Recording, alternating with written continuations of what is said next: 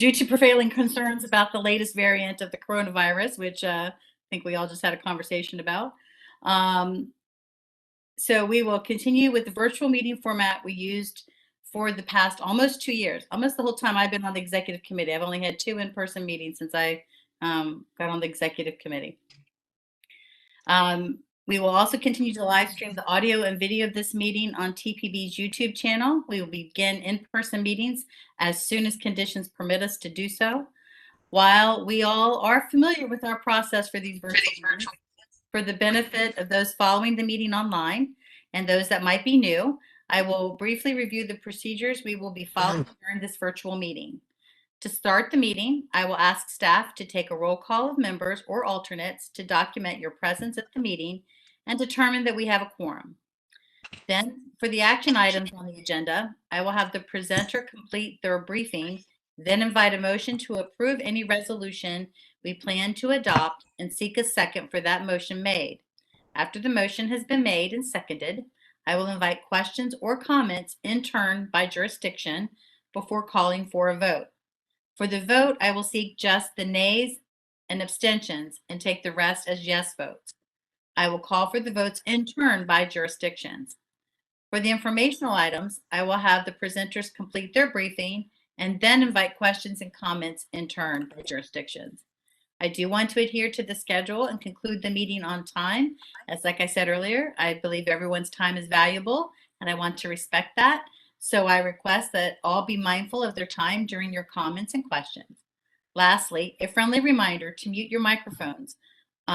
Always and importantly to unmute your mic and state your name and jurisdiction when you do speak.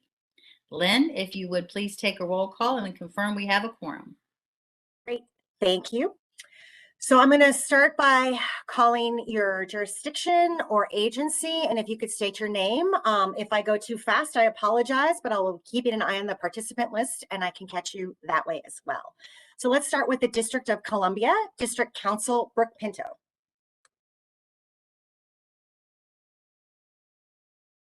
So I also have District Council Christina Henderson.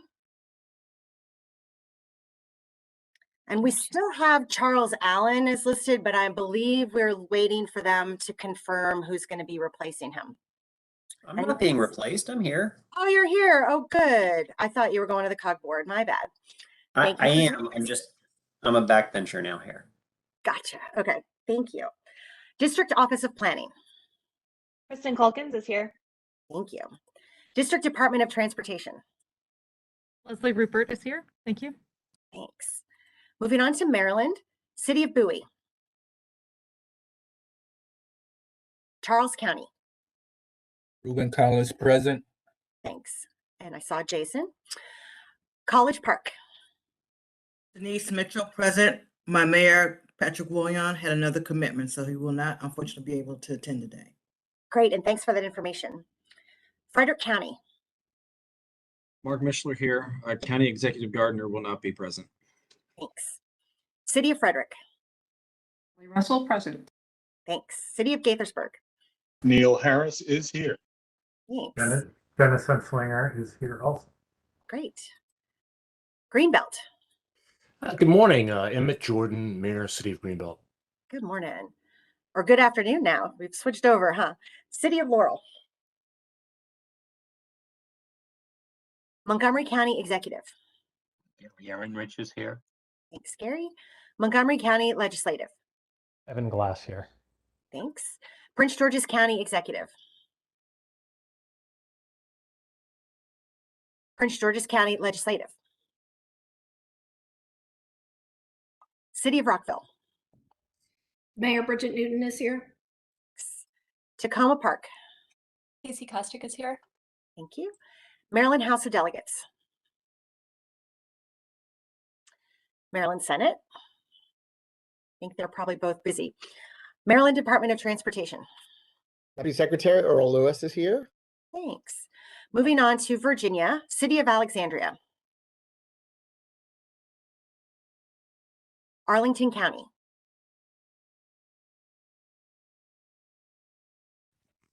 I did see Dan. Dan Maliff is here. I do expect Takas to be here. Okay, great, thanks. City of Fairfax.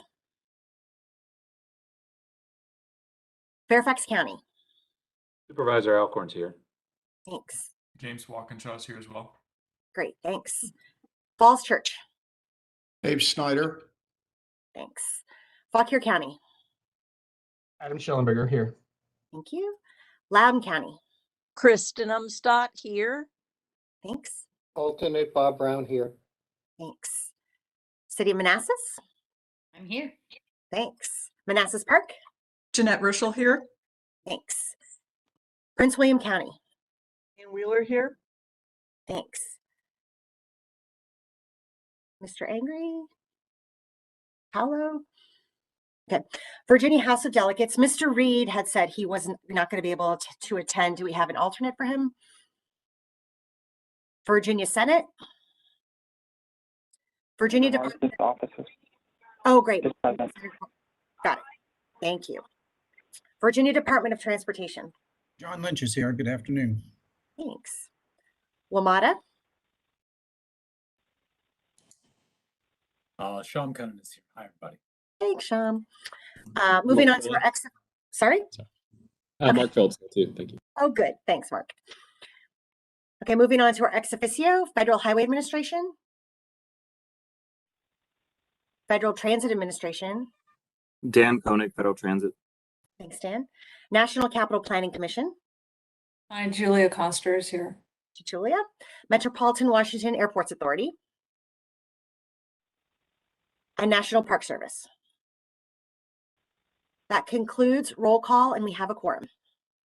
Great. Thank you, Lynn. Lynn, have we received any comments from the public? Yes, we have. So for the January 2022 TPB meeting, the TPB received a total of 2 comments that were emailed to us. A memo with a summary of the comments, as well as the comments themselves, can be found on our TPB meeting page. The first comment is a letter from the Coalition for Smarter Growth. The letter urged the board to move forward with specific actions to implement the TPB climate resolution adopted by the TPB in June and July 2021.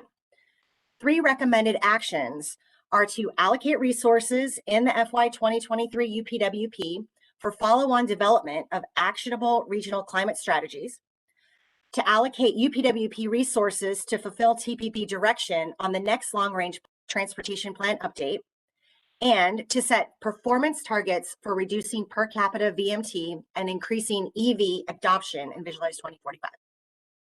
Lastly, we received an email from Arlene Montemorano, who sent an editorial from the Freelance Star, which is a Fredericksburg area newspaper, about cars isolated on I-95 during the recent snowstorm.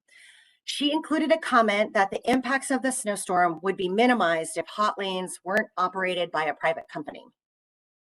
So as I mentioned, all these comments are found on our meeting page. That concludes my report, Ms. Spesky. Thank you. Thank you. Okay, moving along here. As always, we start with a review and adopting the minutes of our December 15th, 2021 meeting. I'll invite a motion to adopt the minutes as provided. Please state your name and jurisdiction as you make the motion, please. Bridget Newton, City of Rockville. Move to approve. There's Denise Mitchell, City of College Park, move to second. Great. Are there any corrections or additions to the meeting minutes? Okay, so for the vote then, nays or abstentions only, remember to state your name and jurisdiction. We'll start with the District of Columbia, Maryland, Virginia, WMATA, or other agencies. All right, moving along. We have a written summary of the January 7th Technical Committee. I trust you all have read that. Let me recognize the new chair of the Technical Committee, Matt Arcieri. He is the Planning Director in the City of Manassas. Matt, is there anything from the meeting that you would like to highlight or expand on? Thank you, Madam Chair and Vice Mayor. Just very quickly, thank you for the opportunity to serve this year. We do have my written report from the January 7th, 2022 meeting, which was in the fully virtual format. The Technical Committee first did review items 7, 8, and 9 that will be coming up on your agenda later, and you obviously will have presentations from those shortly, as well as receiving some information on several exciting projects that we're considering. We had a presentation from VDOT on some VTrans action, an update on the regional travel survey, and some additional discussion on goals, performance analysis goals for Visualize 2045. And those were all information items. But with that, you do have my written summary, and I stand ready for any additional questions. Thank you.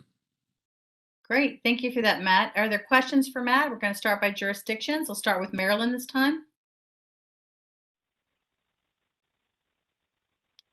The District of Columbia, Virginia, WMATA or other agencies. Okay.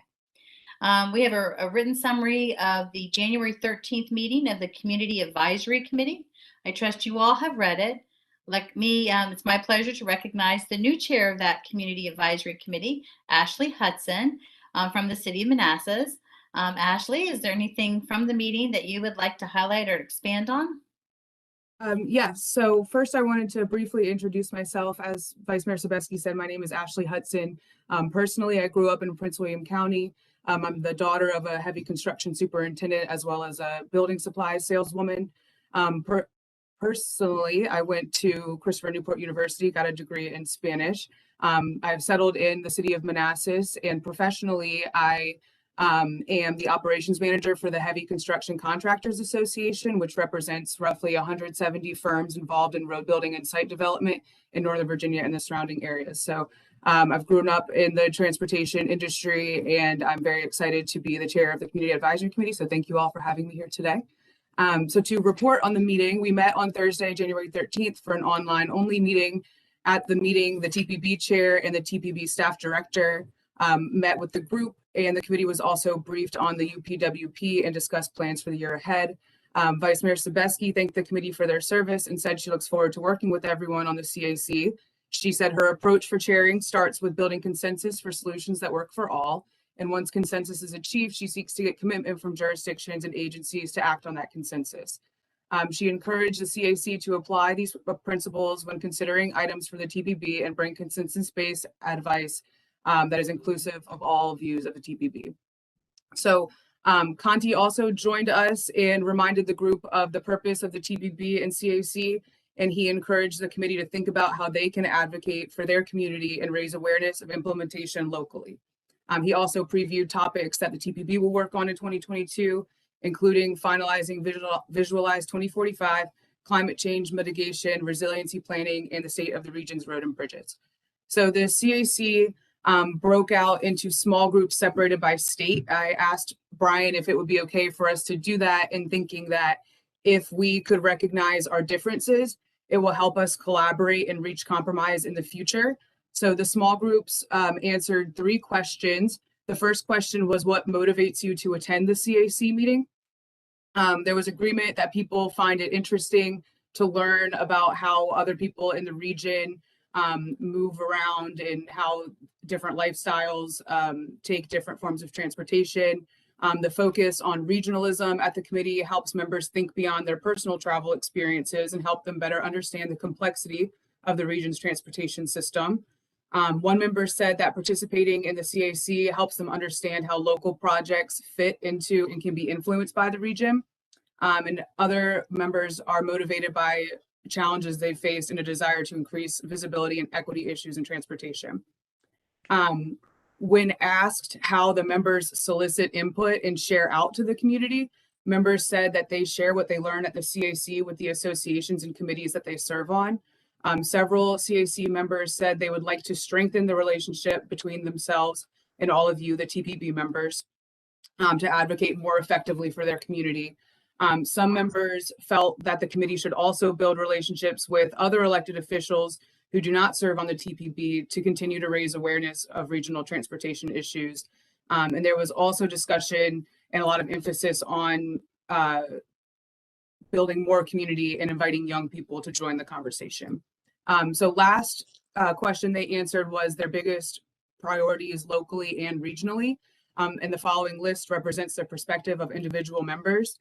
There's concern about the lack of interoperability of transportation when crossing state lines, planning to include more technology into transportation planning, Improving regional connectivity is a concern when connecting activity centers to the outer parts of the region without having to head to the core to move around. Improving the safety and resiliency of the region's transportation system, building a second Potomac River crossing between Virginia and Maryland, wanting to make sure that infrastructure investments are distributed equitably, improving pedestrian and traffic safety, more funding for transit options to help increase ridership, and analyzing the impacts of telework on the region's transportation system were among their local and regional focuses in attending the CAC. So thank you all for your time today, and I'm happy to answer any questions about our meeting. All right. So let us start with, see here. Let's start with Virginia. Does anyone have any comments from Virginia or things they'd like to ask? Maryland? District of Columbia? WMATA or other agencies? All right. Thank you, Ashley. Appreciate that update. And thank you for the work you're doing there. It's important to all of us. We have a written summary of the January 7th Steering Committee meeting and the director's report. Conti, is there anything you would like to highlight, anything new to share with the board? Sure. Thank you. Thank you, Ms. Chair and members of the board.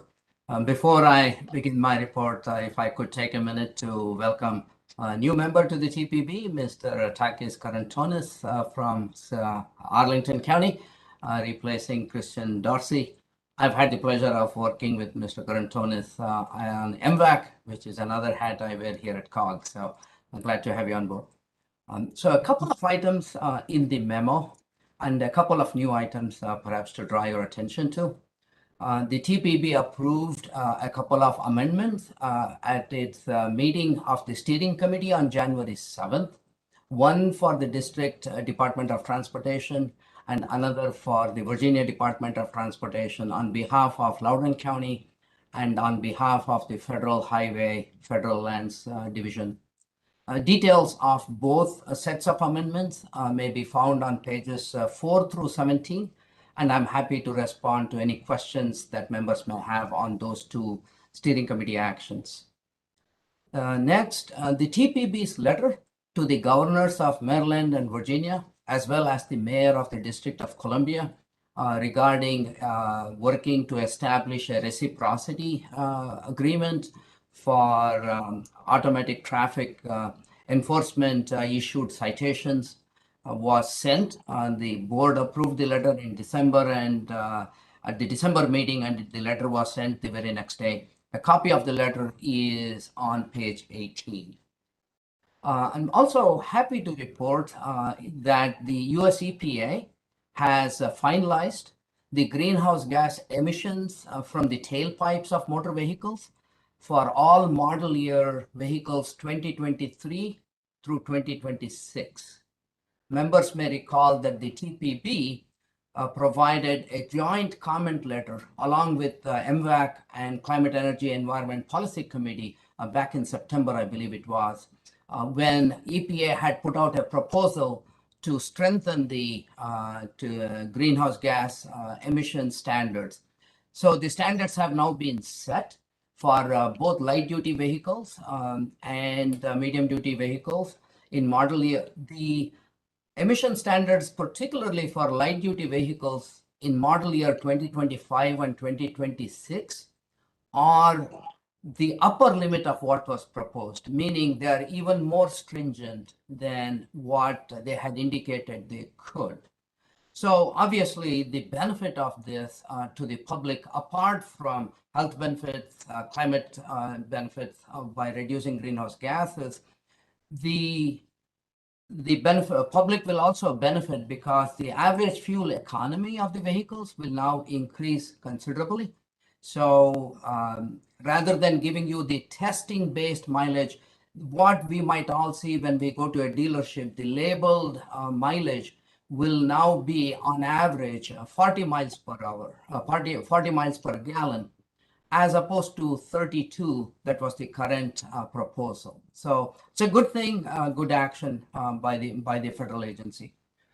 Another item to draw your attention to is that TPB is currently accepting applications from its members for the Transportation Land Use Collections Program that's been going strong for a number of years. And then our recently enacted Roadway Safety Program grant. Details of these two grants and the deadlines are on page 33. The last item to draw your attention to is on page 37, and that is a revised schedule of the TPB board meetings. By revision, there are no changes to the dates and times. So if you all have all 11 meetings for this year on your calendar, no need to change that. The new information on this is what format some of those meetings would be, whether it's in person or virtual. And I understand, Chair Sobeski, you will speak to this later on. So just wanted to draw your attention to that. So that concludes my report, Ms. Chair, and I'm happy to answer any questions. Thank you, Conti. I don't see any hands raised, but we'll go for questions for Conti from WMATA or other agencies. The District of Columbia, Maryland, and Virginia. Okay. So I will continue the TPB tradition and take this time during my first meeting as the chair of this body to share my expectations and approach to serve as your chair. First, I thank you, my colleagues, for electing me as your chair for this year. Coming from my peers, this vote of confidence means a lot to me, and I'm honored. I will do my very best. I will strive to continue another tradition of this board, which is to retain a collegial, collaborative, and deliberative approach to all our work. Also, I'm honored to serve alongside my two vice chairs, Ruben from Charles County and Christina from the District of Columbia, and I look forward to working with them. We have already begun collaborating and consulting, as you will see as we talk more about item 11 a little bit later. I was looking forward to being able to facilitate this first meeting of 2022 in person, signaling the beginning of our reentry to the workplaces and recovery from the pandemic. However, it appears that this will have to be deferred for a little while. I know that we will return to our workplaces and in-person gatherings this year, and hopefully we will be meeting in person soon. As like I said, since I've been on the executive committee, I've only had 2 meetings in person, and I really do look forward to being able to see everybody in person at the board meeting at some point this year. On a related matter, last year, the steering committee had begun discussing the TPB meetings once the pandemic ends, particularly the idea of holding some of the monthly meetings virtually. We can do this, and we have done it for almost 2 years and fairly well, and have seen a considerable increase in participation. Not only will holding some of the meetings virtually help several members who are juggling a number of other responsibilities and have long distance commutes, it also allows the TPB members to walk the walk. When it calls on the region to reduce vehicular travel or increase teleworking to reduce congestion and transportation emissions, by us doing the same for our meetings, we contribute. I asked staff to develop an updated schedule of meetings for this year that is included with the director's report packet, as already stated under item 5. There is no change in the meeting dates or times. This list shows the proposed format of the meeting, for in-person or for virtual. While many of the meetings will be in person, some will be virtual. Also, all in-person meetings will be hybrid, meaning it will be able to accommodate members participating virtually if members have a conflict to attend in person. Of course, we will be able to make changes to this should we decide to change what would be needed for any reason. I'd like to end my remarks by sharing my beliefs and approach to regional planning and working on a multi-jurisdictional board on matters that affect not just the community I represent, but other communities we interact with. I am a big believer in being inclusive and having an open mind to have diverse viewpoints inform my own thinking and actions of the board.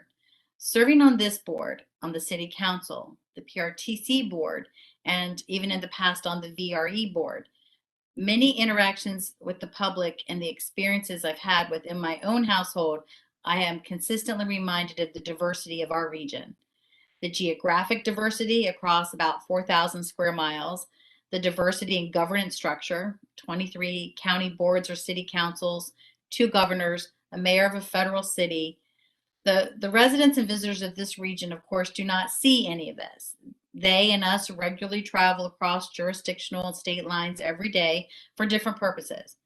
We all want the transportation system to work seamlessly and safely and reliably. For this to happen, all of us need to be on the same page in terms of our priorities and our commitment to take actions within our jurisdictions and agencies that will benefit the region. I really like the TPB motto, think regionally, act locally. I believe that the residents and us elected and appointed officials of the region have largely similar goals and aspirations, whether it is for equitable opportunities for upward economic mobility, efficient access to jobs and services, or multimodal and reliable options for safe, affordable travel. Even as we as a region are united in our goals and aspirations, the actions we are able to take either as individuals or as members of decision-making bodies varies, and it reflects in the geographic, socioeconomic, and governing diversity of the region. This is what makes our task at the TPB of developing broad multimodal regional plans that much more challenging and interesting. This is why my approach in working with all of you will be to keep in mind the commonly held goals and aspirations while striving for consensus on the actions we take to attain these goals, to ensure that the actions we take reflect and accommodate the diverse needs and abilities of the member jurisdictions. I want the time and energy we all give here at the TPB developing regional plans to result in positive changes that our residents and our families can see and experience. It is only when each of us has that sense of ownership and investment in the regional plans that the plans will get implemented. Hence, my emphasis on consensus and inclusivity. I'm reminded of an old proverb: if you want to go fast, go alone. If you want to go far, go together. I believe that our journey towards an equitable, sustainable mobility will not be a fast one, but rather a far one. That is why I want us to go together, by working together, to take the actions needed to get us where we want to go. I know that each of you representing your jurisdiction, your governing entity, share these same sentiments as well, and that I can count on your support as I try my best to serve as your chair this year. Thank you very much. Okay, before we get started, there's one more piece of news to share with you. It is sort of a bittersweet news. The representative from WMATA, Sean Cannon, who has been representing the WMATA board at the TPB for about 10 years now, will be moving on not just from TPB, but also from WMATA. Sean has been an active and responsive member of the board, doing a very good job of representing the WMATA board's views and positions in our discussions and pushing us to continue to expand our visions for the region's long-range transportation plan. Sean, we wish you the best in your new endeavor, and as a token of our appreciation, we have a certificate for you. I'm sorry that I must hand this to you virtually, but I understand that you have received it, and the certificate does read: the National Capital Region Transportation Planning Board at the Metropolitan Washington Council of Governments hereby presents this recognition of gratitude and esteem to Sean Cannon for his distinguished service to the TPB and the people of the region as a TPB member, WMATA 2013 to 2022. Sean, would you like to say a few words bidding farewell? Thank you, Madam Chair. It's been an honor and delight working with all of you. 3 things to take away. First of all, this is a lot of extraordinary work. Back in the 2000s, there was a report that came out that highlighted this region as a region divided. And I would argue that my experience working with the TPB is that we are a region united. It's been phenomenal to sit at negotiating tables with professionals from across the political spectrum, from across the modal spectrum, and realize that we have shared interests and we come together to produce solutions. It's very rewarding. I'm going to miss that. I think the challenges in front of you currently are challenges that you will be able to tackle. Policy matters, program matters, and when we set targets for what are seemingly big goals, we achieve them. Our air is cleaner than it ever has been. The ozone layer is actually healing, And yes, we will be able to tackle our commitments to advancing a cleaner, greener, more competitive world through the policy actions the TPB takes. So I'm looking forward to enjoying that. I'm not going anywhere, so my children and their children's children will be depending on you to continue this hard work. I just want to thank you for the opportunity you've given me to participate in it. Best of luck, everybody. You're going to see me around. Thank you so much, and thank you for all the great work. Okay, we're going to move on to our action items now. Let us get started with the first of the two action items for today. Last month, we were briefed on the proposed roadway safety targets, and today we are being asked to formally adopt these. John Sherman will update us on any changes to the proposed targets since last month.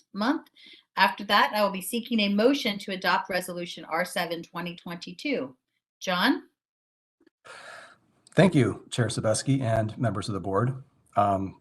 As you mentioned, last month I did provide a review of the federally defined highway safety performance measures and the target setting requirements for MPOs.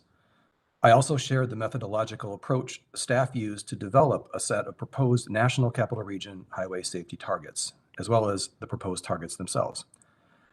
In a few minutes, I will be recommending that the board adopt Resolution R7-2022 to approve this latest iteration of regional highway safety targets.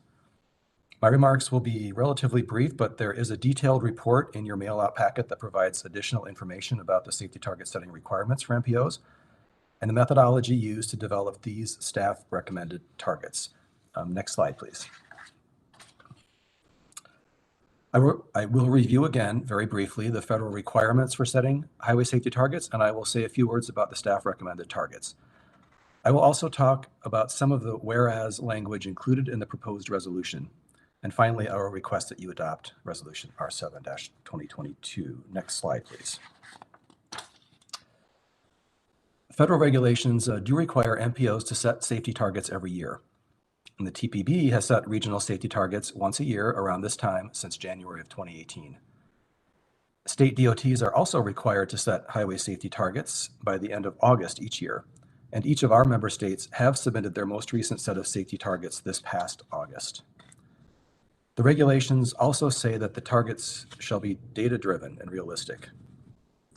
And it is also helpful to note that even though the language in the federal regulations does use the word highway a lot, these performance measures and targets apply to all public roads, not just highways, so we really can't think of these as roadway safety targets. Another feature of these targets is that they are 5-year rolling averages, not annual numbers. So this year, the targets will be set for the 2018 to 2022 time period. Next slide, please. As a brief refresher, the methodology we used was to apply each of our state's methodologies to their respective portions of our region and then combine them into a regional target. And this is the same approach that was used last year. For those measures where this methodology resulted in higher, i.e. less aggressive targets, we capped them so that none of the proposed targets are higher than what you adopted last year. This means that the targets that were capped are more aggressive than they would be if we didn't cap them. This is also the same approach that we used last year. Next slide, please. This table shows targets after the cap is applied and puts the proposed targets into context with those that were set last year. Note the effect of the cap that I mentioned on the last slide. The fatality target remains at 253.0, and the fatality rate target remains at 0.588 fatalities per 100 million vehicle miles traveled. As a side note, the proposed fatality target would have been 271.0 instead of the 253, and the fatality rate target would have been 0.633 fatalities per 100 million vehicle miles traveled instead of the 0.588 had the cap not been applied. Moving on, so we propose that the serious injury target should be tightened to 1,889.7.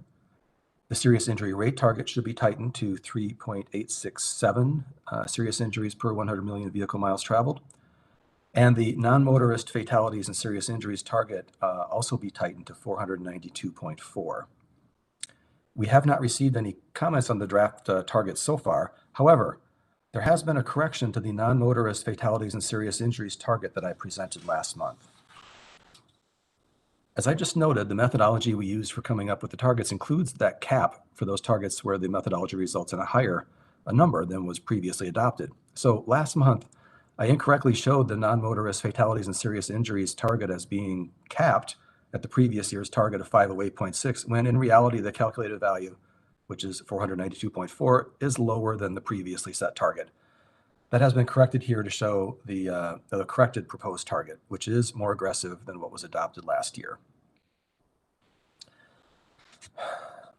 Moving forward, there will be more funding available overall for safety improvements as the bipartisan infrastructure law begins to be implemented. Funding in general is up about 20% over FAST Act levels, and for the Highway Safety Improvement Program, for example, funding levels are up by about 24%.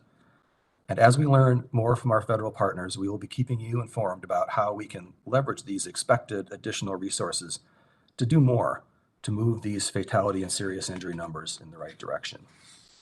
Next slide, please.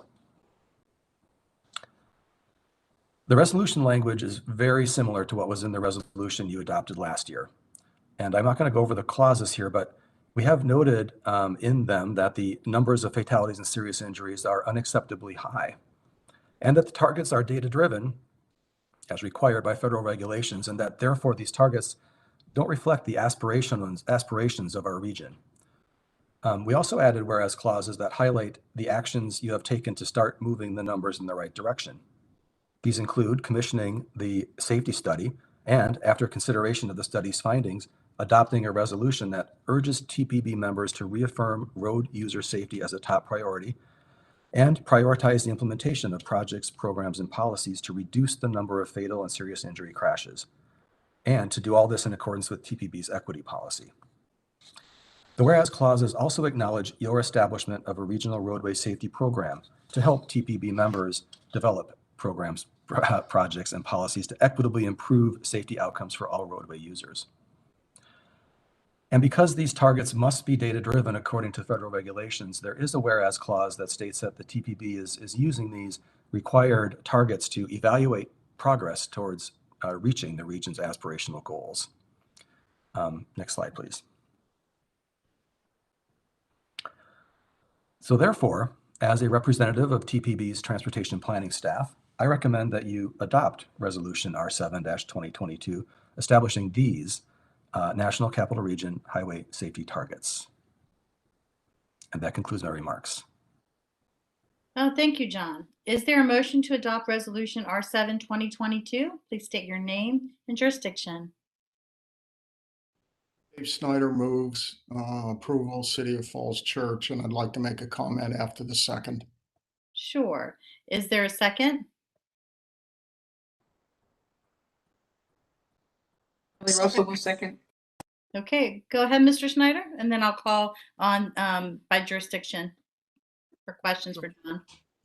Thanks a lot. This action carries out a constrained and data-driven process set forth by the federal agency.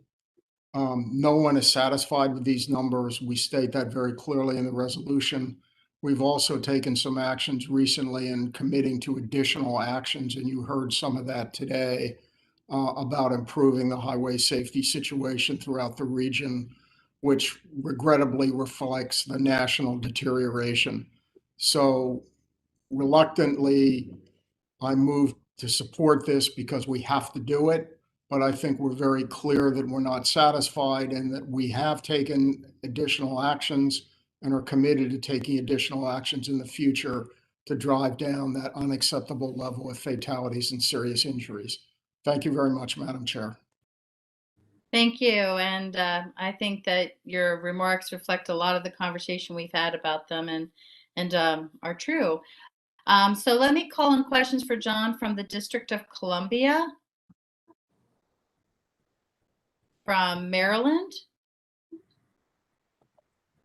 Madam Chair, it's Bridget Newton from the City of Rockville. I just want to second Mr. Snyder's comments. They're spot on, and thank John for his extra work on this. Thank you. Thank you. And then I see Casey Kostick's hand is up. I'll call on her next. Thank you, Madam Chair. Yes, I want to associate myself with Mr. Snyder's comments as well. I also want to thank John for digging in a little deeper on a question I had posed at our last meeting about the reason for the drop in fatalities earlier, I think from 2005 to 2009, if I'm remembering correctly. And I had a chance to talk through that with him a little bit. It sounds like the cause there was actually a rise in unemployment for younger people, which caused a reduction in young people on the roads during that time. So not something we probably would want to replicate again, but certainly did result in safety improvements. So thank you for looking into that, and hoping we can make some progress on reducing these fatality numbers in the future. Absolutely. Thank you, Casey. I'm going to call on Conti, or let me call on Virginia first. And before we vote, I know Conti has some remarks he'd like to make. So I'll go next to Virginia. And what about WMATA and other agencies? Okay, Conti, would you like to go ahead and make your comments before we call for the vote? Yeah, thank you, Ms. Chair. I wanted to acknowledge and note Mr. Snyder's comments and Ms. Newton and every.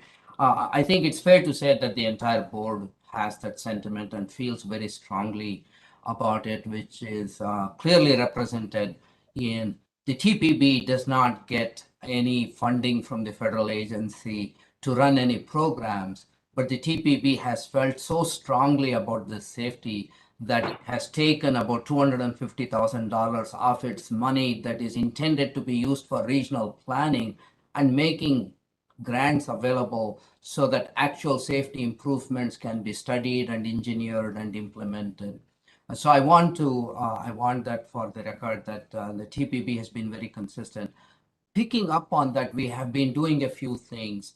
For 2022, we are working with the state safety engineers to bring them to the TPB from all three states to get a much deeper understanding, because as was noted by Mr. Snyder, this is regrettably a national issue and it is a very widespread trend. So we are once again bringing back the state safety engineers to see what exactly they are doing and how we in our region can collaborate with them.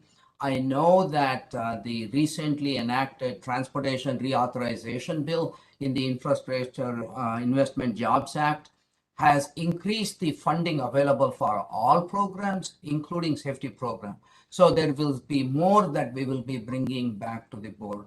The second and last point I would like to make is picking up on the board's commitment and interest to improve safety beyond adopting these targets, because we have to. Staff spends additional time digging through the data. You recall last year we made a brief presentation to you where we looked at this data through the equity lens. We analyzed where were these fatalities and serious injury crashes happening, and if that was for any reason disproportionately high in our equity emphasis areas.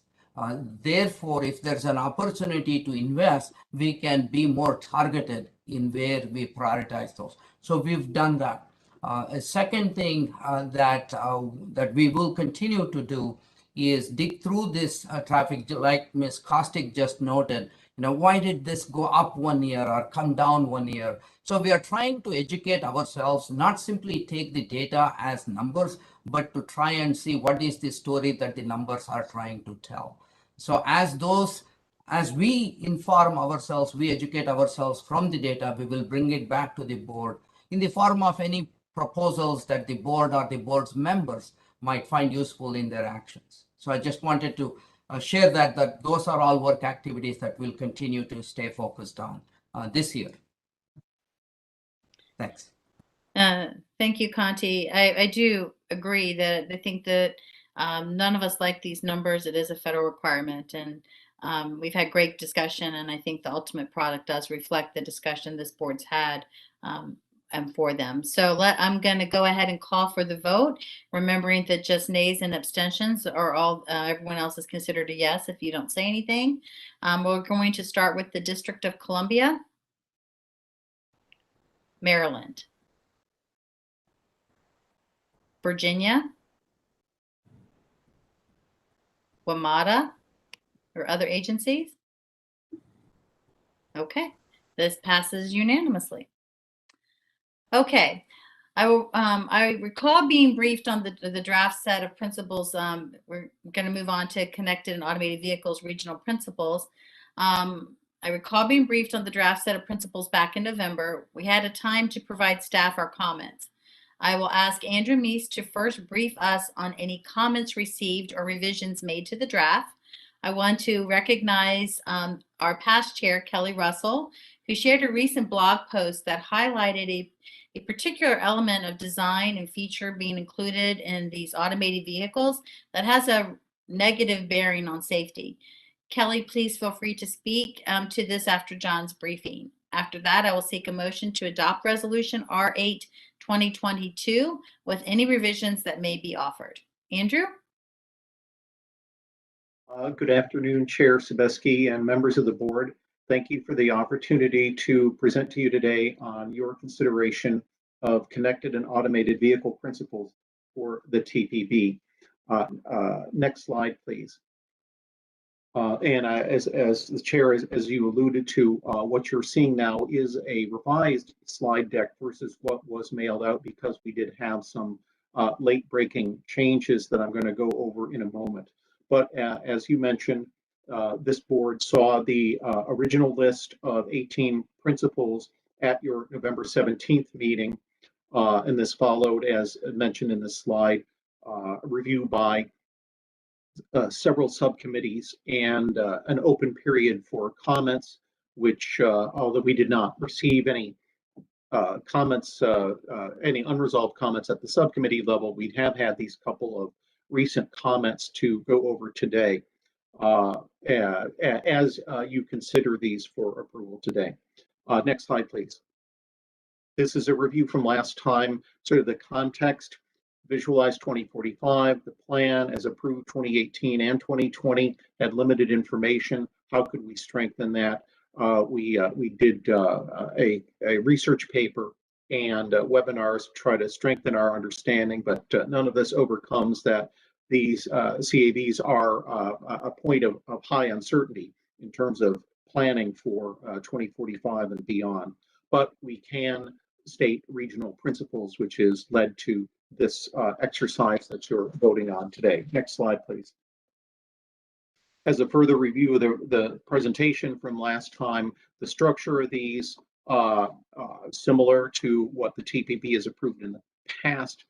Brevity and inclusiveness in the phrasing, positive phrasing about what outcomes are wanted, emphasis on things that are evergreen, and again, policies and outcomes, not strategies and tactics. And as a review, just like was before, there are 18 principles which all have a certain structure, a preamble as written here. The deployment, use, or operation of connected and automated vehicles in the National Capital Region should, followed by each principle statement, and there are still 18 such principle statements. Next slide, please.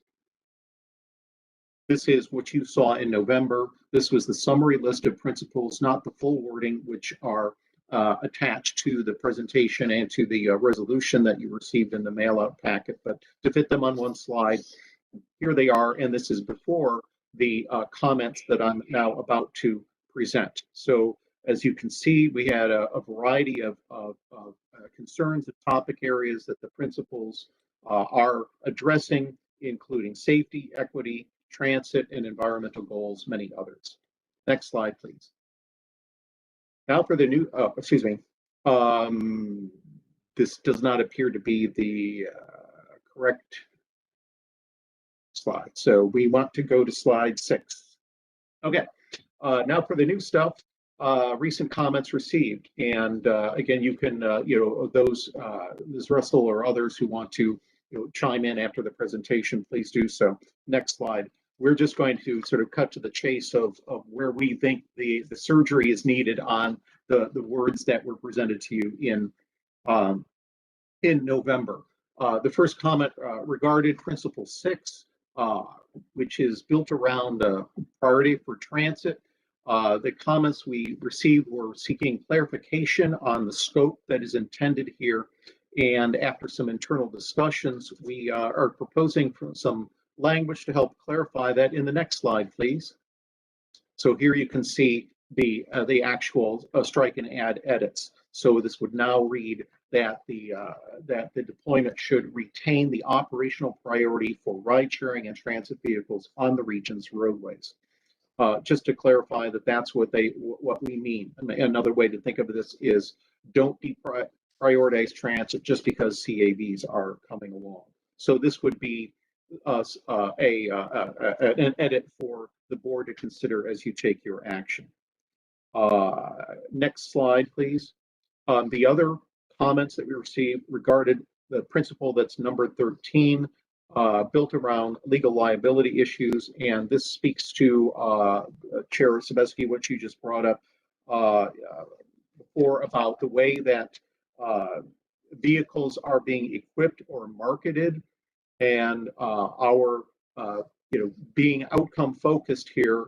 Our proposed change to clarify this is in the next slide, please, is to add this additional phrase that is stipulating safe and responsible actions and choices by vehicle manufacturers, owners, operators, and users.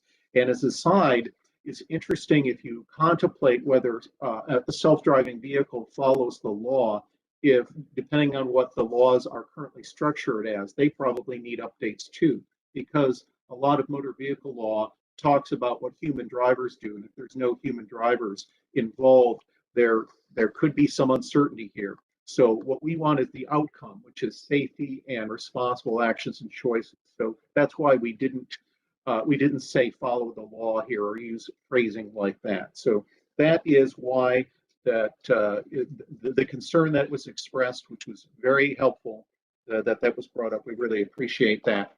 Has resulted in this proposed addition to the principle number 13. If you go to the next slide, please. Here's the revised summary chart, and it just adds a couple of keywords to reflect the changes that we've now just proposed. If we go to the next slide, please. This was sort of my original outlook slide, just to tell you that where we go beyond here is our committees, and particularly our Systems Performance Operations and Technology Subcommittee, will continue to address regional planning regarding CAVs with potential specialized subcommittee discussions and future webinars, a lot of different technology and operations discussions there. Yeah, we would, of course, depending on your action today, revise the attachment to the resolution to correctly reflect the words here, and presuming your approval today, the principles will be incorporated into the Visualized 2045 document during the ongoing update, which you're going to see in the middle of this year. Just reading my notes here, making sure I didn't miss anything. Okay, so with that, thank you, Chair Sebeski. That completes my presentation. I certainly would welcome any questions or comments and additional comments from those who had provided comments recently. Thank you.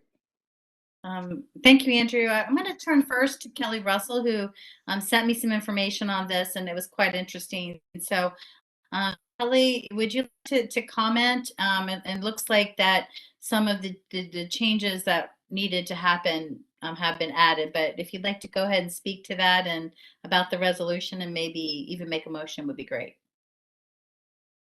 Sure, thank you. I came across a piece in Greater Washington last week that led me to an article on The Verge.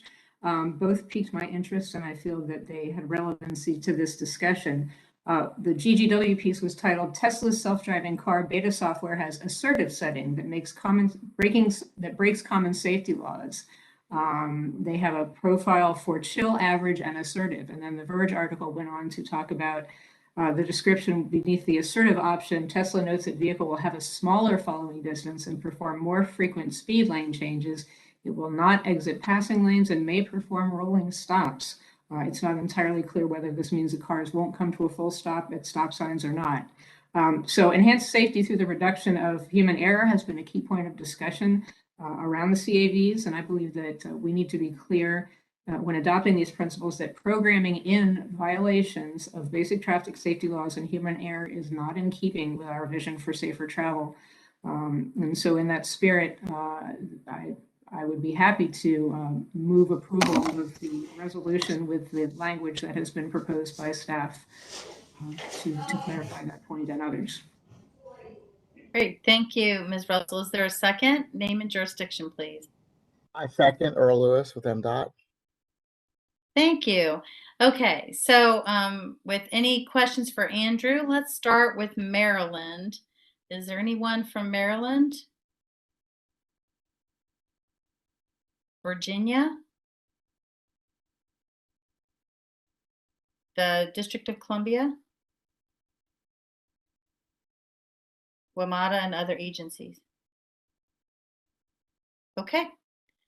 For the vote, remember just nays or abstentions. And we will start with the District of Columbia, Maryland, Virginia, WMATA or other agencies. Okay, that motion approves unanimously. We're going to move on to our information items. Okay, for the first of the three informational items, the Unified Plan Program, I understand Lynn will provide a general overview of what the TPB is, what its primary responsibilities are, etc. This is a background information for us. Next month, we will receive the budget for our upcoming fiscal year that we will have to approve in March. So this is like TPB and Mpo 101. Lynn, take it away. Thank you, Chair Sobeski. So just getting started. Next slide, please. All right, so as we kick off the new year, I like to take the opportunity to elaborate on all of the responsibilities that the TPB has, as it is the federal MPO for the Washington, D.C., Maryland, and Virginia urbanized area. I have been on one side of the table or another since the early 2000s. Sorry, I've been around for that long. But what I love about the Metropolitan Transportation Planning process is that there is never a dull moment. There's always a new issue or a nuance or something fun lurking behind door number 2, just like last summer with our June and July board actions. So one thing I hope by now is very obvious. There's always something to learn each time I make this presentation. Our Unified Planning Work Program is the TPB's annual budget, and it's the document where everything staff does and plans to do lives. This month, we're going to talk about the basic MPO requirements, which is essentially how you can navigate the process and get the most out of your time with us. And I will elaborate on what we can and frankly can't do as an MPO. The main takeaway from today's presentation is that I hope you will be reminded of the many federal requirements that we are responsible for together as a region in a continuing, cooperative, and comprehensive manner, and that every effort is made to try to synchronize board interests with our required products. Next month, I will talk about specific products and activities that we plan to undertake in fiscal 2023, which actually starts in 6 months. The board will be asked to approve our UPWP in March. Next slide, please. All right, so what exactly does the Metropolitan Transportation Planning process focus on? You're most likely familiar with your local planning, programming, and project selection processes. And in Virginia, there is another layer of sub-regional activities. The TPB does not participate in project development activities. The TPB does not look at individual projects. We do, however, look at them all together at the same time. And each project is an important piece of our regional puzzle. You may also be familiar with the federal statewide planning process, which is federally scripted, similar to our process, and that's led by the DOTs. For example, Virginia is currently working on their long-range plan called VTrans. DDOT's plan is called Move DC, and Maryland's plan is called the MTP, the Maryland Transportation Plan. There are also many other sub-regional entities that conduct planning and programming activities, like NVTA, NVTC, WMATA, and Maryland National Capital Parks and Planning Commission. And they all have their own roles, their own boards, and their own responsibilities. I call them sub-regional because they all come together here at the TPB, at the metropolitan regional scale. If any of these local, sub-regional, or state agencies want to spend federal funding, or if their projects impact air quality, it doesn't matter how each of these projects came to be, they have to be part of our process. It's this separate regional, federal, metropolitan transportation planning process that we focus on here at TPB. We do understand that it's sometimes a struggle to think that big, as some of your agencies really aren't that big, but in the end, we do ask you to think regionally and then act locally back at home, and staff is here to help you. Next slide, please. So the mission, if you will, of an MPO has largely been defined for us by our federal partners. It is to implement the Federal Metropolitan Transportation Planning Process, 23 CFR Part 450 Subpart C and 49 CFR Part 613. We serve as a representative group of local stakeholders. We carry out the 3C process. It's a continuing process. It basically never stops. It's a cooperative process. It is consensus-based, and it is comprehensive. It's multimodal and multidisciplinary. We are required to develop a long-range plan and a short-range transportation improvement program. We are required to demonstrate how projects in both are paid for, otherwise known as fiscal constraint. We are required to apply a specific air quality conformity analysis on the projects in both. We are also required to engage in performance-based planning and programming, which is the application of performance management principles to achieve desired performance outcomes for our multimodal transportation system. These requirements also specify how to develop these products and what exactly needs to be in them.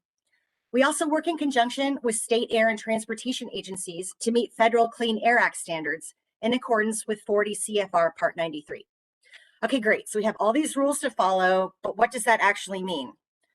So the process is supposed to shape what goes into these plans and programs. So let me say that again. The process is supposed to shape what goes into the plans and programs, both now and into future plans and programs. So remember, we're required to update them every 4 years.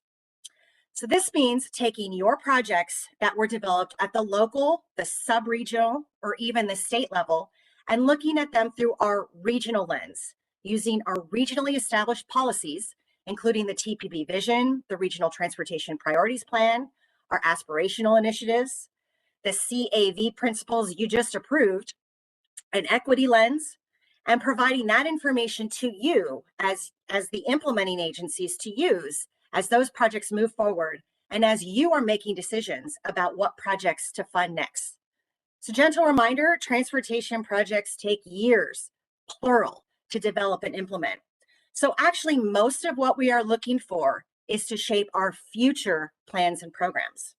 So why should you try to keep abreast and figure out all these details? So if you look at this map here, as I said, every project in this massive 3,500 square mile area, if your implementing agency plans to fund it with federal funding, or if a project impacts air quality, doesn't matter how each of these projects evolved, they still have to be part of our process. Remember, by the time a project is even qualified to be part of the TPB's process, some level of public approval has already occurred. There's $300 billion forecasted in Visualize 2045 and planned to be spent in our region over the next 25 years. And there's currently $36.9 billion that you have programmed in our TIP. And that's money that's already approved by your agencies to be spent. But not a dime of that funding can flow or be spent in our region without your agency putting it into our TIP after you approve it and demonstrate fiscal constraint, or without our process. Next slide, please. We have 44 members. We are the 9th largest MPO in the nation in population, the 16th largest in planning area.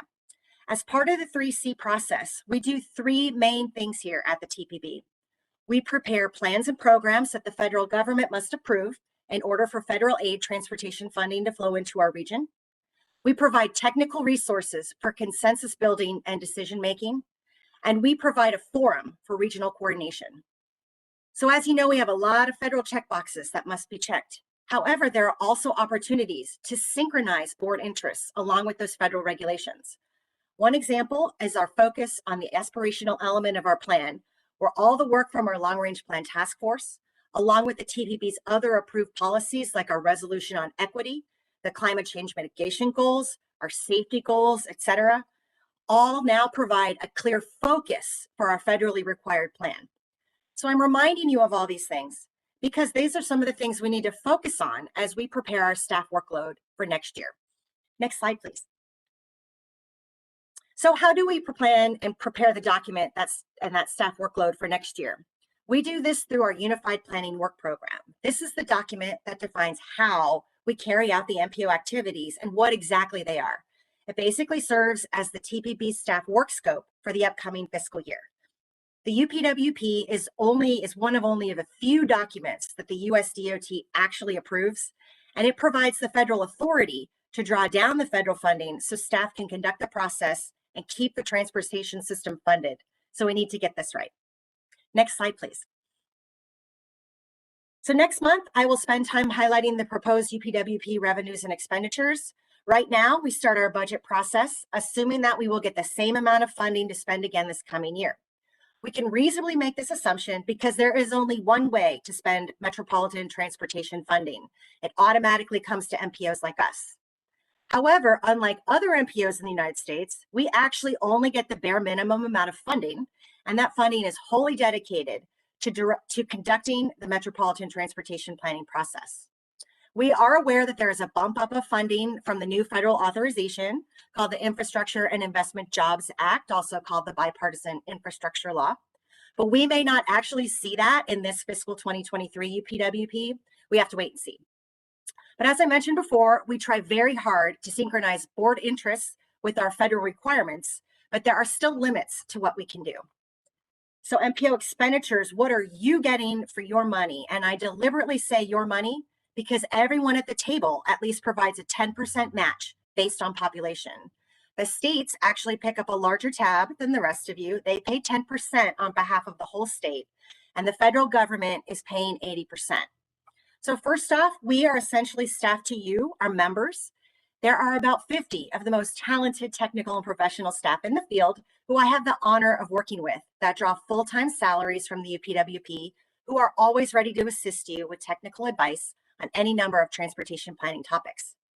We are also blessed with the role of keeping all of us on point to meet the federal requirements, and there are a whole lot of federal requirements baked into our products and processes. And this slide here tries to summarize how all our work fits together, all while making sure we keep our federal and state oversight partners happy.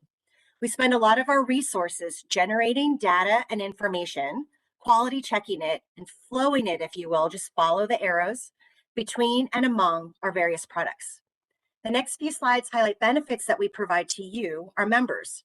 As I mentioned, we do three main things here. Probably the most visible is that we meet those federal regs. So your $36.9 billion worth of projects in the TIP funding that you've already approved by your agencies. So these projects can be implemented.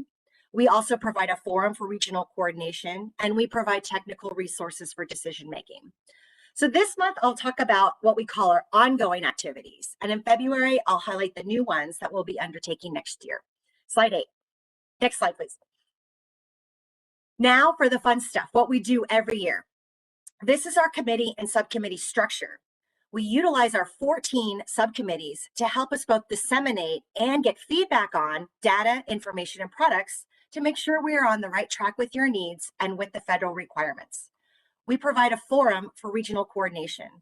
All of our tasks contain some amount of coordination activities.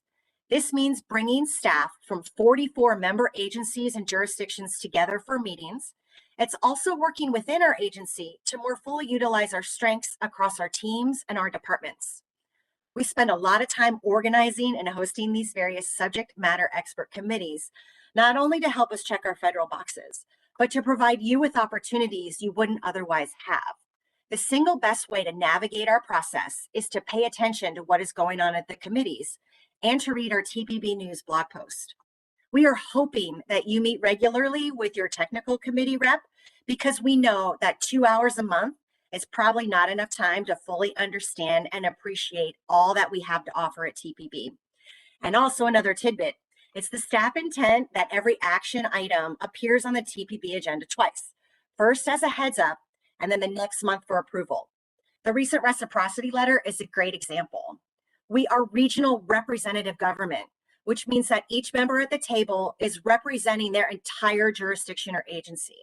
And as Mr. Dorsey said in November, members are empowered to make decisions, but they do like the opportunity to vet the details. If staff is aware of potential issues, we try our best to help explain what those issues or changes are to further help you out. Just like we just went through with the end with including comments for our CAV principles. So please don't hesitate to reach out to us at any time. Next slide, please. TPB funds and implements regional programs by providing consultant services to members in several program areas. We seek to enhance transportation and land use coordination through our Transportation Land Use Connections Program, affectionately known as TLC, where we support planning for vibrant and accessible communities. This technical assistance program has provided our jurisdictions with consultant support for 156 projects since 2007 for nearly $7 million. A good example of synchronizing board interests is how we developed our new regional roadway safety program that Conti was just talking about, and we just talked about in the safety target discussion. Through our PBPP safety discussions, safety was identified as a priority, and we were able to provide an opportunity to start to address what we can. TPB implements programs on behalf of members. We promote transportation alternatives through our Commuter Connections program, our bicycle and pedestrian programs, and through our responsibilities for the Transportation Alternatives Set-Aside Program grants. TPB offers 2 federal grant opportunities. One I just mentioned, the Transportation Alternatives Set-Aside Program. TPB has selected 135 projects for DC, Maryland, and Virginia since 2014 for a total of over $52 million. This year, we expect that TPB will select and approve more than $9 million in projects. The TPB's Enhanced Mobility Grant Program aims to improve mobility for seniors and individuals with disabilities throughout the region by removing barriers to transportation services and expanding transportation mobility options available. Since 2014, the program has funded 103 projects, totaling just over $35 million, including this year's 21 projects and stimulus funding. Together, that's more than $103 million worth of projects that the TPB has selected for the region. As a forum for coordination, we plan to continue workshops on micromobility and other topics as this rapidly evolving area generates exceptional interest among jurisdictions and as new rules and regulations come into effect. Next slide, please. As a forum for coordination, we are strategically set up to facilitate and implement various regional initiatives. For example, one of the TPB's focus areas is mitigating climate change, which is part of our mobile emissions planning activities. We coordinate with the Metropolitan Washington Air Quality Committee, also called MWAC. We will continue to support the climate action planning activities of the Climate, Energy, and Environment Policy Committee, also called CEPC. They report to the COG board.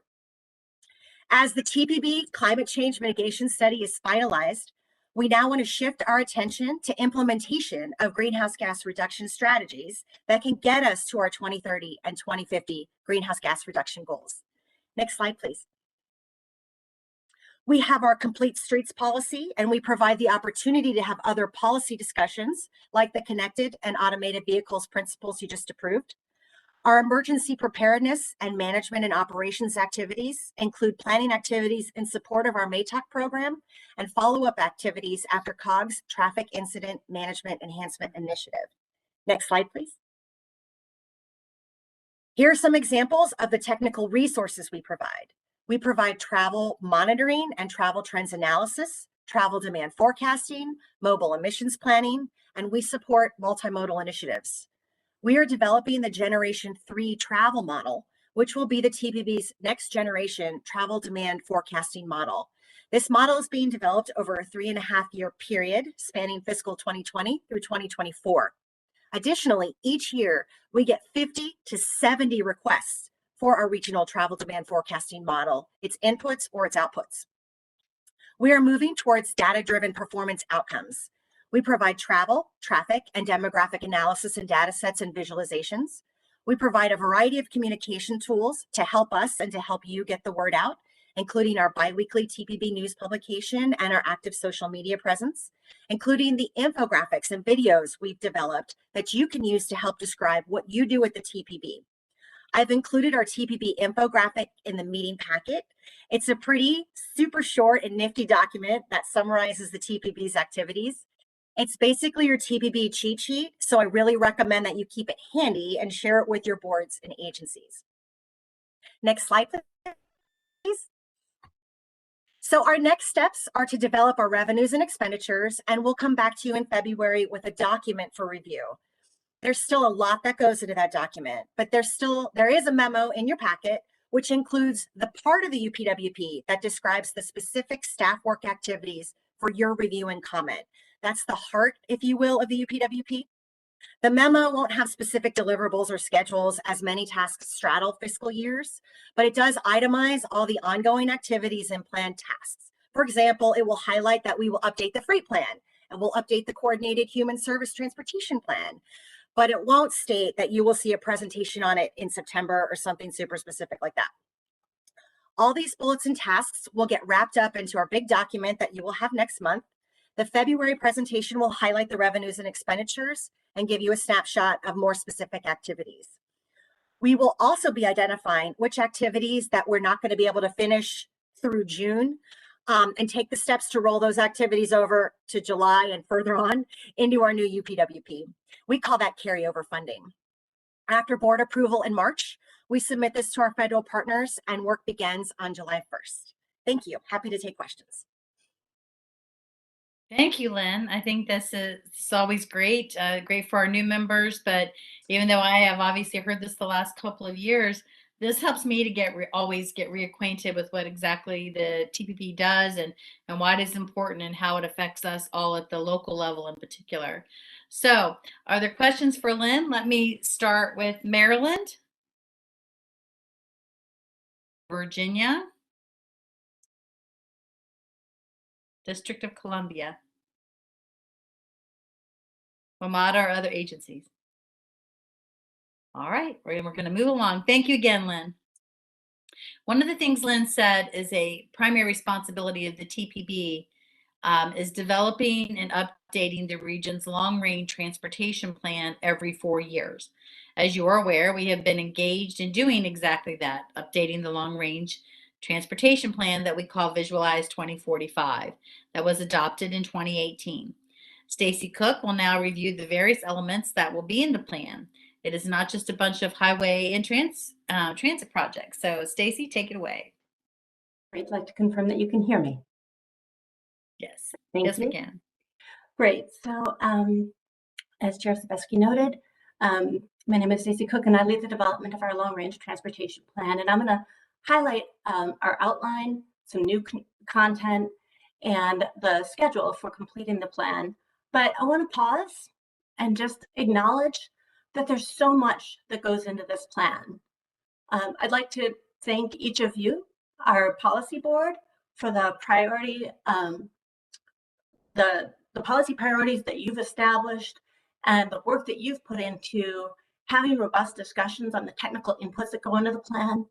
I'd like to thank the more than 50 members across the technical agencies that we've worked with directly on the inputs to the plan, including getting responses to all of those regional policy questions about how the projects in the constrained element implement our goals.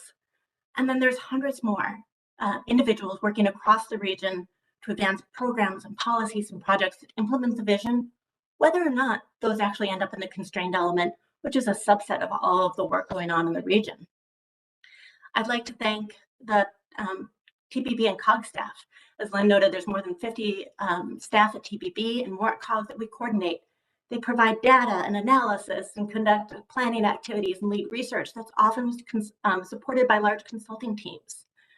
I'd like to thank our advisory committees, including the subcommittees that we have across the region that provide technical guidance and insights on our planning process. And I'd also like to thank the members of the public that have taken time to provide their voices in our Voices of the Region outreach that puts a real face on all of the work that you do, that really is about trying to make a better transportation system to serve all of our communities. And so there's a lot that comes together with this plan. It's not just a document work that goes on behind it that I know that you care very much about. So let's go to the next slide, please, Leo. We do have a website. When you're thinking about, gosh, I want to know something about the plan, go to visualize2045.org. If you want to share something about the plan, go to that new resources page we've pulled together that has all of our infographics and animated videos that can help you tell the story of your role and how TPB influences regional transportation. Next slide, please. So this plan, per your guidance, was put together with an equity lens in mind. We've really given equity a serious consideration in this planning process. It's also used an integrated planning approach as we work towards our shared regional goals. And based on some of the conversations and resolutions you've passed over the last year or two, we have an emphasis on safety, equity, and climate in the plan. And as the graphic shows, how those relate to the many various aspects of the transportation system and policy priorities. So you can look for those topics to be frequent within the plan. Next slide, please. The presentation has, the plan has 9 chapters, and I'm going to go over each of these, including the new content that's highlighted within them. As you can see in chapter 6, that's where the climate change section will be. We're going to be drafting that as the climate change mitigation study has been finalized and incorporating the results of that study into the plan as well. And then based on your conversation as a board and the regional consensus that you might come to as far as a response to that study, we could potentially incorporate that as well. Next slide, please. So this slide just highlights some of the new additions to the long-range transportation plan. That includes process, more information on how the regional transportation planning system works, public engagement, more in the planning process, more on the specific projects that are in the constrained element and how those respond to the various policy priorities. We also include a lot of information on federal compliance. Of course, this is a federally compliant document, and we talk about that. And so there's some new information on tracking progress for the performance-based planning process. Next slide, please.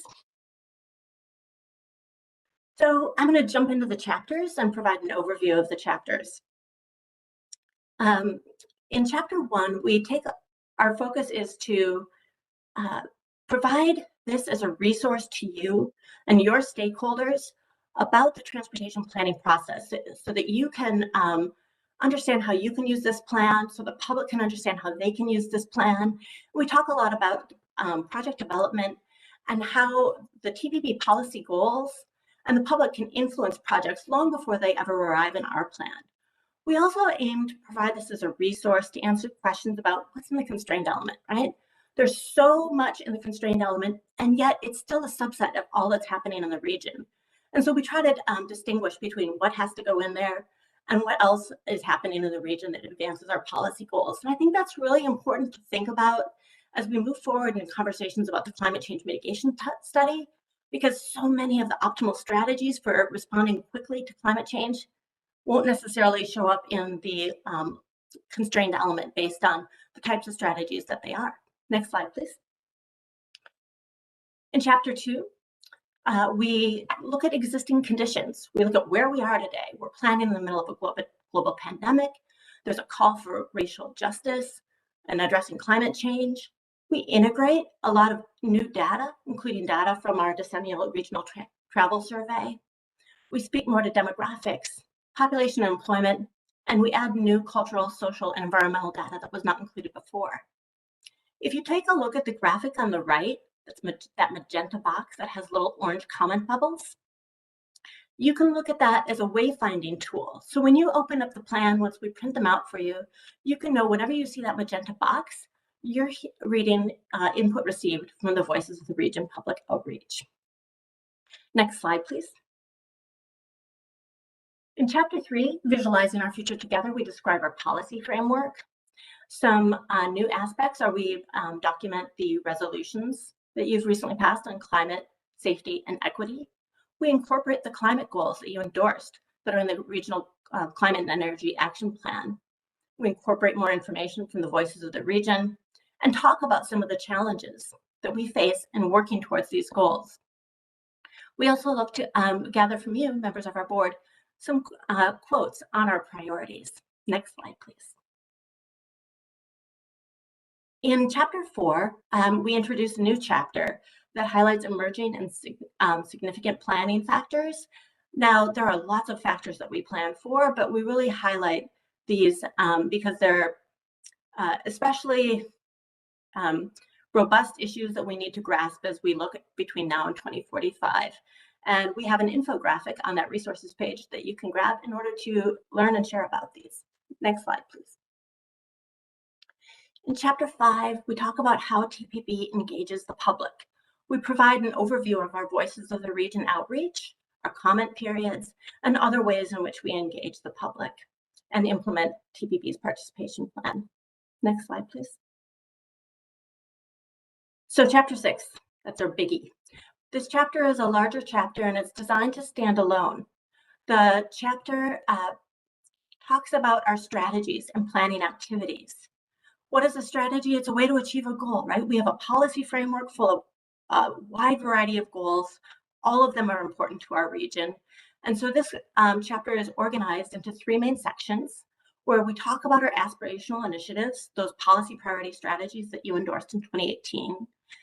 We talk about transportation options, and this is where we talk about bicycle and pedestrian planning, transit planning, driving and riding.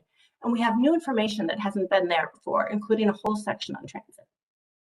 We also include a section on strategies to address our future factors and federal planning factors. This is where we'll have that robust discussion of climate change, the challenges, the study, the findings, and any action you as a policy board prefer to take for us to include. Next slide, please. This is just a list of everything in that chapter. I'm not going to go over it in detail, it's just for your reference. Next slide, please. Also in chapter 6, we have Voices of the Region public input and survey findings throughout. And we've used the responses from your technical experts to those regional policy questions about how those projects advance the regional policy priorities and included them as examples to really make the connection between the work being done in our region that's documented in our constraint element and these various types of planning activities.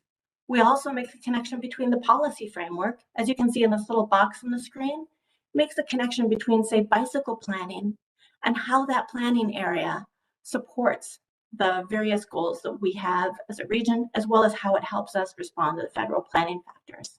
Next slide, please. In chapter 7, we talk about funding the transportation plan. We provide some additional background on how transportation funding works, including funding silos. We provide an overview of the financial plan, which is a federal requirement. And we again discuss how the constraint element supports implementation of the plan goals and the various policy framework goals.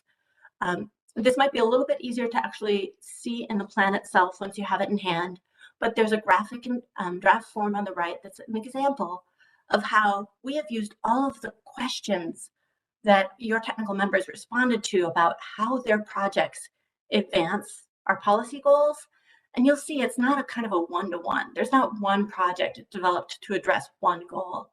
Almost all of the projects that you see in the plan correspond to many different goals. They have to wear many hats, you might say, from a policy perspective. And so you can get a sense as you look through that many different projects address many different goals. And we summarize that in this chapter in order to make that information a little more accessible. Next slide, please. In chapter 8, we talk about planning for performance, and that includes the federally required performance-based planning section, including new discussion on trends, tracking progress. We discuss the congestion management process.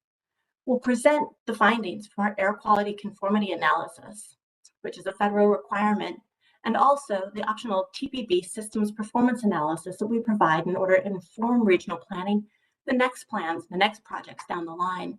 This includes GHG and land use measures and some new initial performance measures as well that we'll include in the plan. Next slide, please.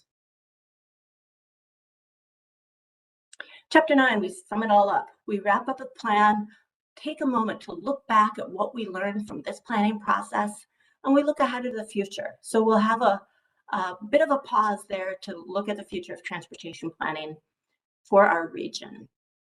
And we'll draft this after we have the chance to really review the air quality conformity analysis and system performance findings. And as far as next steps, why don't we go to the next slide? Our plan is probably about 200 pages. It's designed to be accessible so you can find what you're looking for at a level that's easy to read and access the information, but there's a lot more detail, and we provide that in appendices and reports that will be attached to the plan and made available publicly. Next slide, please. So next steps. Here we are, January of 2022. We've been working on this plan for several years already, and we're looking to bring it to you in June to ask for your approval of this plan. Over the next couple of months, we'll be completing the air quality conformity analysis and the system performance analysis, documenting those within the plan. We'll be listening to your discussions on climate change and respond to any direction you provide as a board. And then we'll be drafting that chapter 9. We're scheduled for April 1st to bring the plan to the public for comment. Officially, the public comment period is on the air quality conformity analysis. And so we'll be making this available to the public for comment for 30 days. In May, we plan to bring those comments to you so that you have the opportunity to consider those before we ask for your approval in June. Once the plan is approved, like always, we'll conduct the federally required environmental justice analysis, wrap up the plan for submission to the feds, and get it over to our federal partners. So with that, I conclude my remarks and would like to return the mic to Chair Savasky to take any questions you might have. Thank you. Thank you, Stacy. That was a really great report. Let's start with questions from Virginia, Maryland, District of Columbia. I'll go back to Maryland. I see Casey has her hand up. Casey Kostick. Thanks. Sorry, I didn't get my hand up soon enough. Yeah, thank you so much for the presentation. And I think it looks like a good outline to me overall in terms of how this would be structured. I'm just still trying to kind of think through the interplay between the aspirational and the priorities for the region and the climate work. And I'm not sure exactly what my question is so much as just some thoughts maybe you have on kind of the interplay of those things for this plan and for the update that we're planning on doing in the short term, and kind of how all of that fits together and we make sure that we're really moving forward on all of our goals there. Sure, absolutely. And I will provide Conti an opportunity to respond as well. In the financially constrained section of the plan, the chapter 7, where we talk about funding the transportation system, we have, based on the input from the technical folks around the region, documented all the various projects that are in that constrained element that do advance the aspirational initiatives. We also, in the first chapter, talk about how, I mean, to be honest, some of the projects that complete the National Capital Trail will never show up in the constrained element, right? And so we try to clarify where to look for some of those projects so that there's clarity on how to track what's moving forward, whether or not it's actually in that constrained element subset project list that is required. And I think that there's the plan itself is many things. It's some very specific regimented, follows regimented rules based on federal requirements for our analysis on content. And it certainly meets all the federal requirements, but it also talks about where we want to go as a region and how we visualize that and how we work together toward it. And I think that's why that chapter 6 really brings that together on talking about the planning activities for the aspirational initiatives, for bicycling, transit, things along that line. Really trying, so it's basically, here's our project list of projects that have maybe been worked on over the last 20 to 30 years. And those are increasingly going to be trending toward the types of things that we've been discussing in aspirational initiatives. And then also looking ahead to where we want to go, right? So it has to serve a lot of different functions. I don't know if that answers your question, and I'd like to give Conti the opportunity to respond as well, if you don't mind. Thank you, Stacy. Ms. Kostic, I appreciate the question. The thing I would like to highlight are a couple of things here. I get your question, absolutely. This is a policy body that through a continuous collaborative consensus-based process identifies a set of policy priorities for the entire region, right? But the TPB is not deciding which project to fund and implement. The TPB really had no say in the Silver Line or in the Purple Line or in the Express Lanes project. So, however, the TPB has established a set of policy priorities. So in this plan, there are two things that will help by looking at this document in one place. One chapter will identify, hey, here are our regional priorities that we all have agreed to. For example, we want to bring jobs and housing closer together. That's one thing. So let's keep that in mind. Then another chapter says, here are the $300 billion worth of projects that our 23 member jurisdictions have decided where they plan to put their money. So you have that list.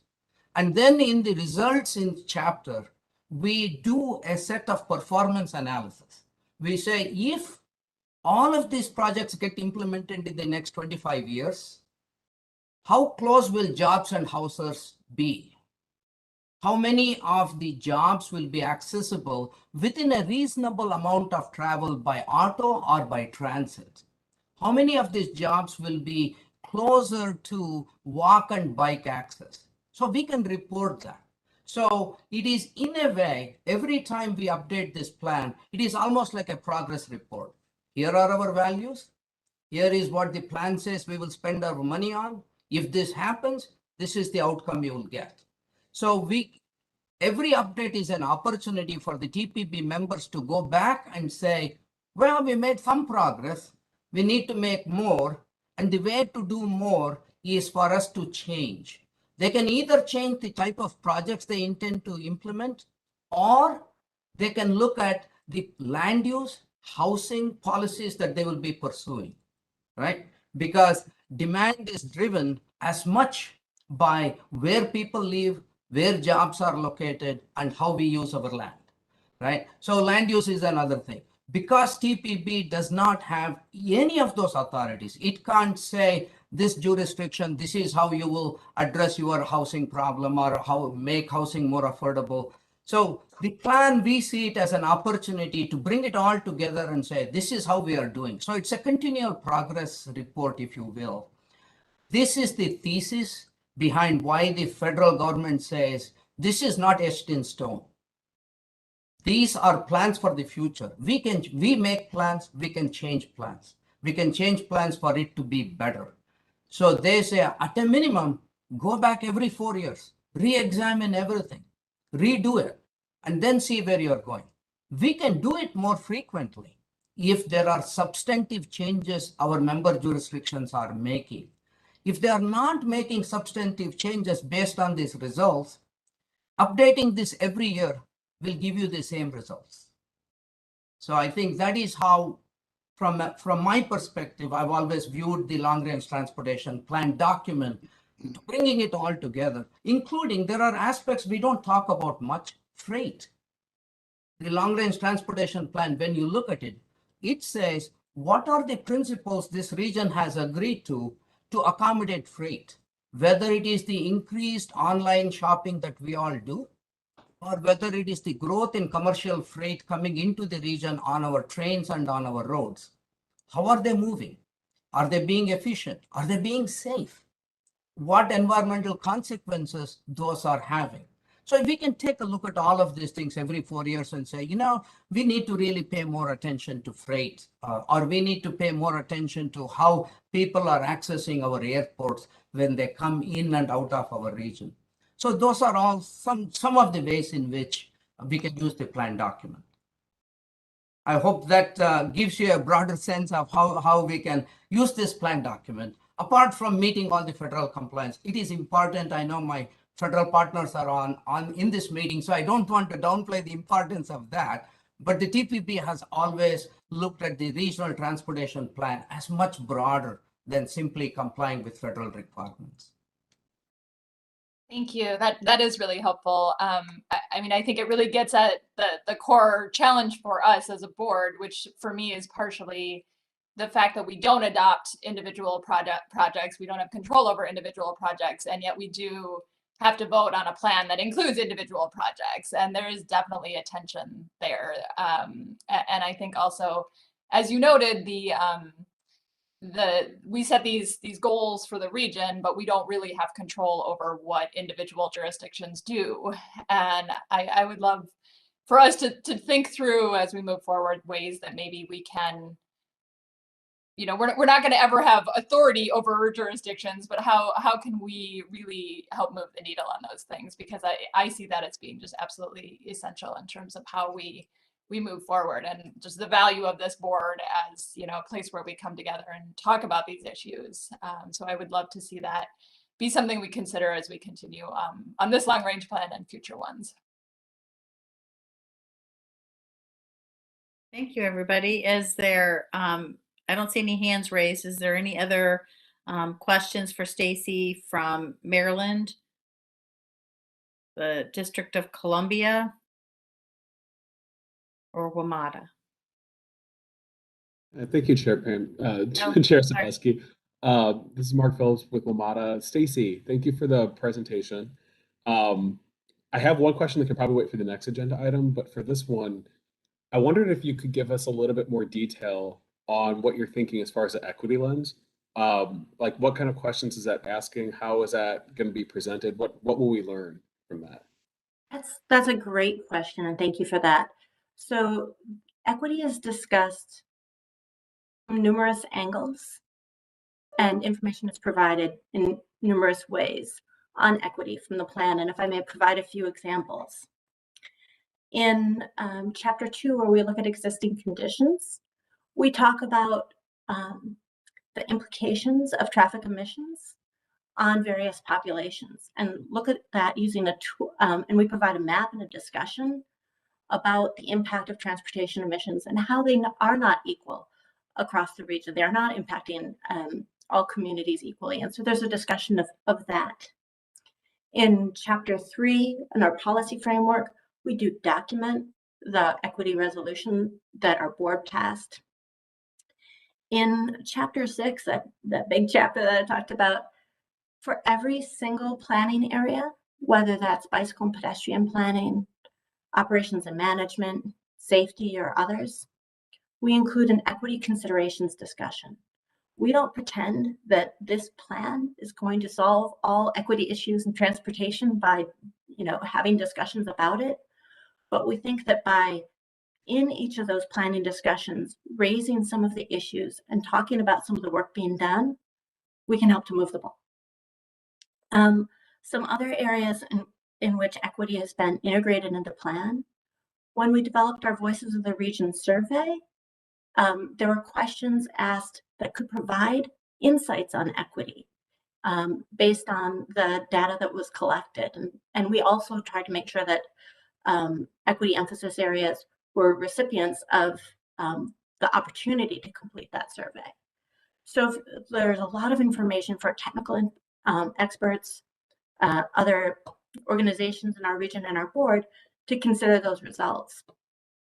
Furthermore, in our focus groups, we had conversations on 3 primary topics, equity, safety, and climate, in order to illuminate how those topics integrate and are affected by or affect all of our policy priorities, right? What's the relationship between equity, climate change, and being able to have good transit access? So our focus group report is just being published now. So I'd really encourage everyone to take a look at that. It's very insightful. And another way in which we considered equity is the 11 focus groups that we conducted were designed to reach out to those more difficult to reach populations, historically disadvantaged populations, people with low income, people that are a little older, a little younger. And we've also engaged our Access for All committee throughout this process. So those are just a few examples.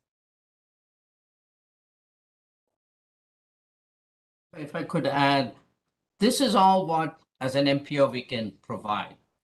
The proof is going to be, how does each of our member jurisdictions take this back and use that information in the projects they decide to fund? So if we were to look at, since the question came from Amada, what in the next update, what bus route changes are we going to reflect in the plan? We know that information because WMATA will give it to us, but WMATA will have to hopefully have addressed and come up with the route service revision based on equity, some of which we provided the data for, some of which they would have gathered on their own. So that is just one example. If every member jurisdiction takes this information and includes it, that is when we will begin to see the change, right? By doing studies, by writing chapters, adding graphics, we won't address equity. It needs to be reflected in the projects and programs members bring to the plan and program. So that those decision making is happening elsewhere. That is what Lynn was talking about. It happens at the local level, it happens at the state level, it happens at the sub-regional level. We are really hoping that these policy principles of the TPB, every one of them, whether it's equity, freight, safety, bike ped, transit, congestion, all of these things we hope are reflected in the local prioritization process. Every member jurisdiction has more needs than they have resources to. There's no question about that. So that means they are prioritizing, which within my resources, what projects do I do? What programs do I implement? What policies do I enact? When they are prioritizing, they will have their own set of objectives. If they could also include the TPB's policy objectives, that is how we can bring the thinking regionally, acting locally to reality. And I should answer the second half of your question as well, Casey, when you had asked, discussed it, when you asked about the climate change study. I think, again, when we talk about the plan being so many things, there is a constrained element, subset project list of all the projects in the region that we must use in a very specific way to meet the Clean Air Act and do an air quality conformity analysis to make sure all the projects, when they function together, are consistent with the set budgets or targets for air quality emissions. And that's really important. We must make sure that we can actually pay for the projects, right? Federal planning required a financial plan to demonstrate that expected revenues can cover expected costs in the future, to make sure that projects aren't just a wish list and that agencies, regions are prioritizing their projects. But the power and the utility of the board coming together is also about setting all of these policy priorities and focusing the attention of the region, not just approving a list of a subset of projects that goes into that analysis. And I think that's where this discussion on climate is so important, because you're saying, yes, all of our goals are important, and we understand that climate and all of our goals interact.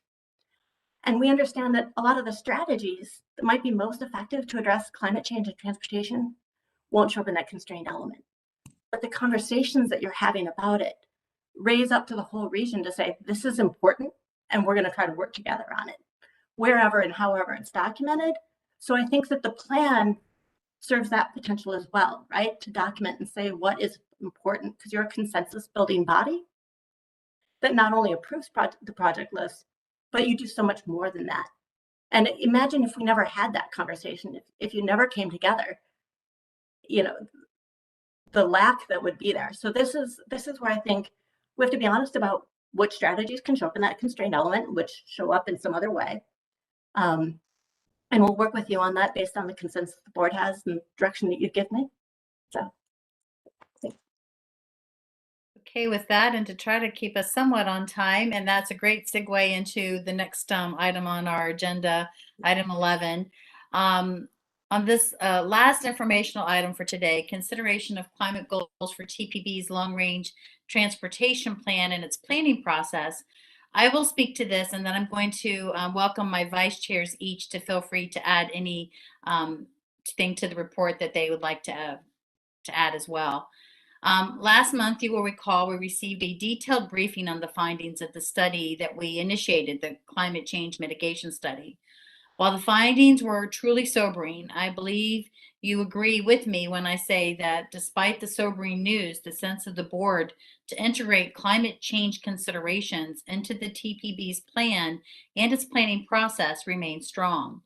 That is why I want to make sure that we facilitate a process that is deliberative and provides every member an opportunity to clearly communicate their jurisdiction's thoughts and support for having the TPB include climate change actions into its plan and planning process. I say the jurisdiction's thought because I'm very mindful that each one of us here are representing their governing entity and their jurisdiction or agency. I know I am representing the city of Manassas, and as such, I am always mindful that my statements here and votes here represent my council's thoughts on the matter, not mine individually. I've given much thought on integrating climate change activities into TPB's plan. I reached out to the vice chairs for their thoughts, and our thoughts collectively on this task are described in the memo that was provided earlier. We believe that 1, the TPB should include climate change considerations in its plan and planning process. The matter urgently needs our attention and action. 2, whatever is included should be based on consensus of the board and not an outcome of a potentially narrowly divided vote that may not allow for inclusivity. A consensus will make clear that this 23 jurisdiction body is united in this, because I believe that indeed we are united in our concerns about climate change and the negative impact it has, and we all have a willingness to act. The vice chairs and I propose that the board consider adding 2 specific elements to the long-range plan and our planning process. First element is the formally adopted greenhouse gas reduction goal for on-road transportation sector. As many of you know, the region's greenhouse gas reduction goals are multi-sector, meaning the energy sector, that's the built environment that includes buildings, appliances, etc., and then the transportation sector. The greenhouse gas reduction goals are for all these different sectors. This is an assumption that all sectors will work towards reducing greenhouse gas emissions within their sector. The TPB works in the transportation sector, and we believe it is important for the TPB to formally adopt a goal of reducing the on-road transportation greenhouse gases. That way, the TPB will be able to assess the progress being made towards this explicit goal through local transportation plans and the regional transportation plans. Since 2010, the TPB has assumed that the regional percent reductions would be proportionally applied to the transportation sector. Yet it has not formally adopted it as a goal, and we believe it should be done now with this long-range transportation plan. The second element we propose the TPB add to its plan is set of on-road greenhouse gas reduction actions that we all support and commit to work to implement. Because the only way we as a region will make a real difference in reducing greenhouse gases is when we all the jurisdictions work in every way the jurisdiction or agency can to reduce greenhouse gases from the vehicles on the road. Now, for the TPB to endorse a set of strategies with a consensus, we believe it is very important that the set of strategies be comprehensive, not just in covering the different ways in which greenhouse gas emissions can be reduced, but also having options such that every jurisdiction and agency will have a set of actions that they can take. As I noted earlier, the geographic and socioeconomic diversity and the different governance structures of the member jurisdictions and agencies are such that we cannot expect everyone to take the exact same action but everyone can take some action that will reduce greenhouse gases. That is why the set of strategies that we choose to include in the plan must be comprehensive. The good news is that the TPB has a comprehensive, multimodal, multi-sector plan that has examined and analyzed. We have a sense of level of reductions these different actions provide with different strategies. The climate change mitigation study that we just completed analyzed 10 different scenarios, each one a combination of different strategies. So from the 10 scenarios, we can create a list of several actions we can take. There are also other climate change oriented studies that the TPB has done in the past decade that can contribute to this list of actions. We have strategies that will reduce travel and vehicle VMT, and we have strategies that will convert the vehicle fleet from fossil fuel to clean fuel, whether it is electric today or hydrogen later on. Then we also have actions we can take to make traffic operations more efficient, reduce the stop and go, frequent backups, which will also reduce emissions.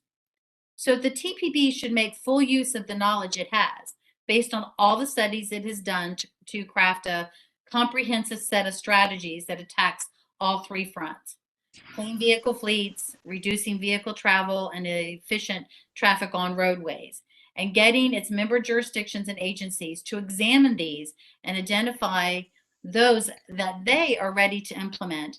As many of these strategies they are able to do, and expeditiously as they are able to do it. So this is the thrust of the proposal. It is as it is described in the memo that we have shared with you.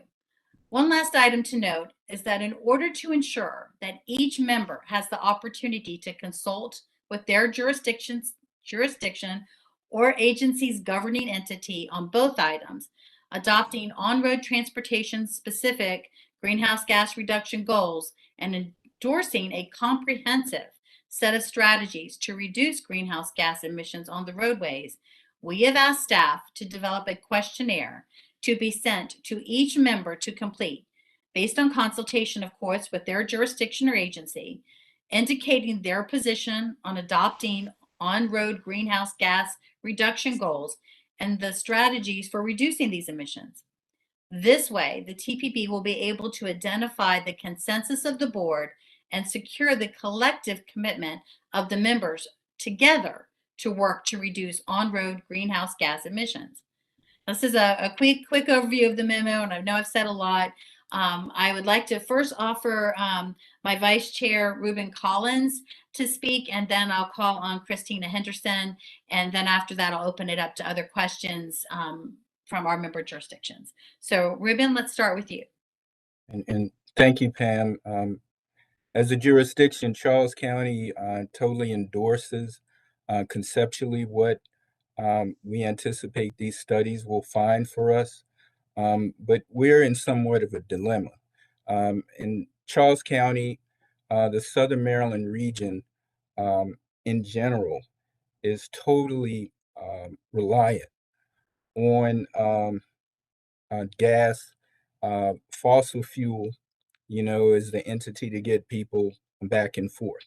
It's simply what it is. So the transition to actual being less reliant on fossil fuel will require some efforts on a local level. And I think it's important that we look at this from the perspective of being a regional issue, just in terms of planning for the future.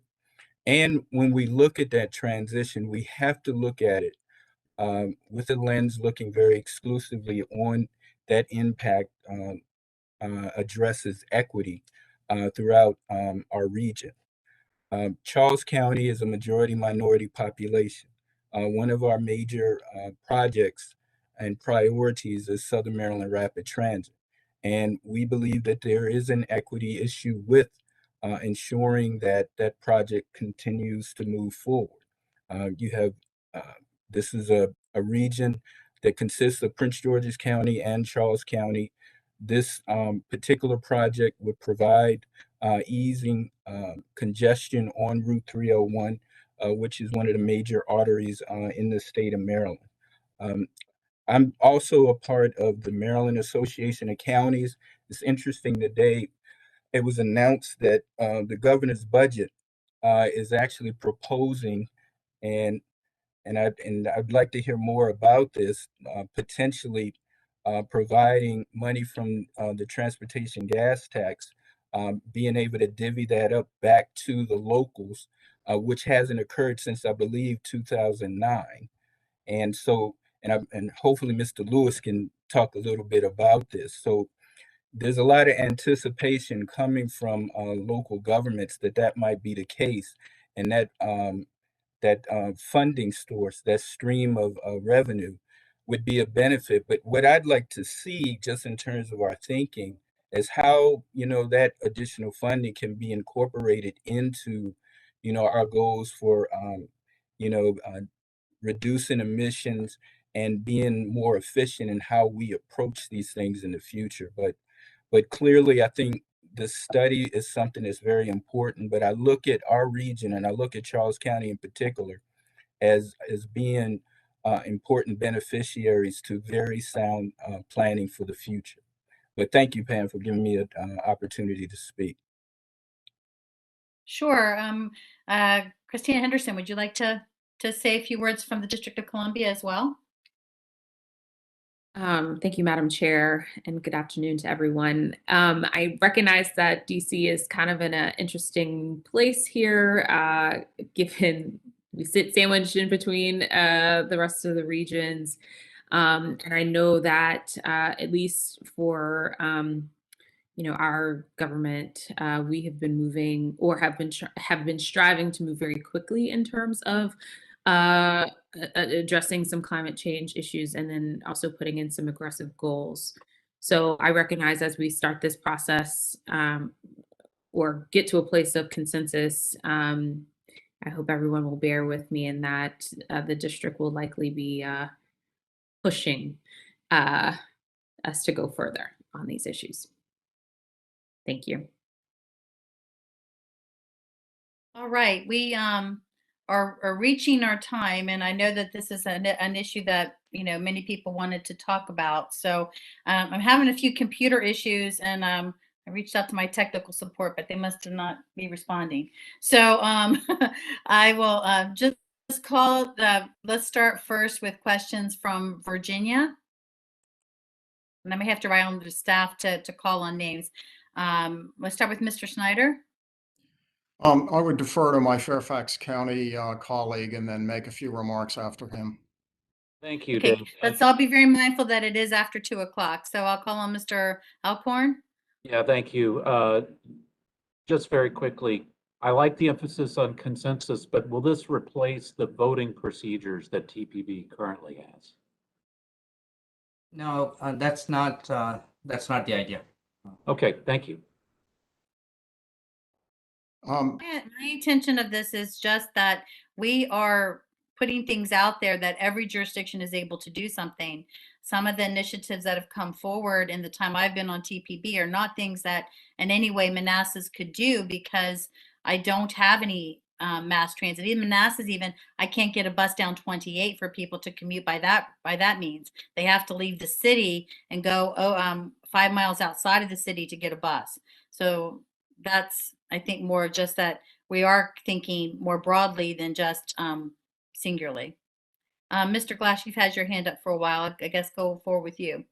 Well, thank you very much, Madam Chair. I appreciate the spirit in which we begin this conversation, because I know that the conversations we've had at TPB, especially over the last year, and especially during the summer months, were not the easiest for us in terms of substance and the way we actually maneuvered through the body. And we got through that, and here we are still standing or sitting or Zooming. But as we continue recognizing that climate change is real and that we need to mitigate it somehow, I know that we will continue having these conversations, but we need to keep our eyes on what the reality is and how we protect our community and our region. And so we will have some tough conversations on the road ahead, but we have to ground ourselves in the reality in which all of us and all of our constituents are living in. And we will continue this, but I appreciate the start of this conversation and the tone in which you have begun it. So thank you. Thank you, Mr. Snyder. Yes, Yes, Snyder. Mr. Conti.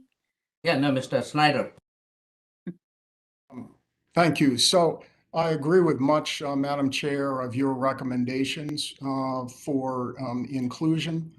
I must say that while consensus is a good beginning point, it suggests unanimity, and I think that there may be occasions when we won't be able to achieve that, and to suggest consensus would be to give one vote, one jurisdiction, in essence, a veto.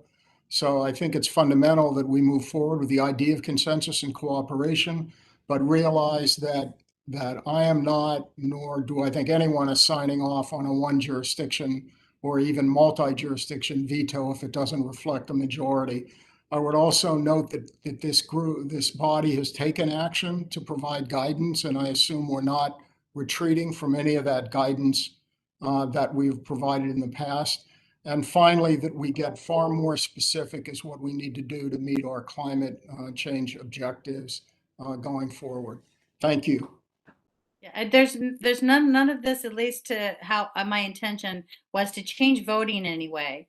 It's just that whatever this document looks like needs to be inclusive, meaning that I may not be able in Manassas, city of Manassas, I should not say I, because like I said, it's very important that we're talking to our whole governing body about these strategies that are going forward so that we can then at TPB look at the compilation of what various jurisdictions can do. But it's very likely that what the city of Fairfax might be able to do that Manassas City may not be able to do, we need to make sure that the strategies offer something for everybody so that we can actually, as Casey said earlier, go forward with actually making change towards these goals. Otherwise, we can keep making resolutions, and if jurisdictions can't do it, we'll never get there. Casey, you've had your hand up for a while. I think Mr. Lewis actually was before me, so I'll defer to him. Thank you, Casey. I really appreciate that. I would first like to let Mr. Collins know that I heard his comments and questions, and obviously getting more local transportation funds to the locals is something that the administration has worked on for a number of years. Will continue to, and I'll have more to say about that at a future meeting. But thank you for setting that up.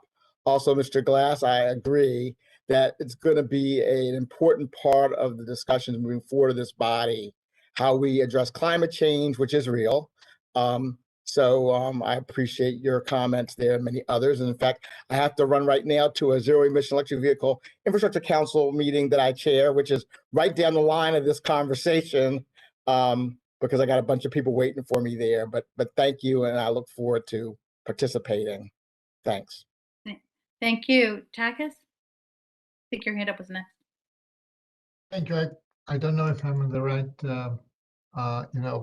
queue, but anyway, my comment is, yeah, I see the reason for consensus, and I understand that the idea here is to have something that carries for most of us, for everybody, ideally.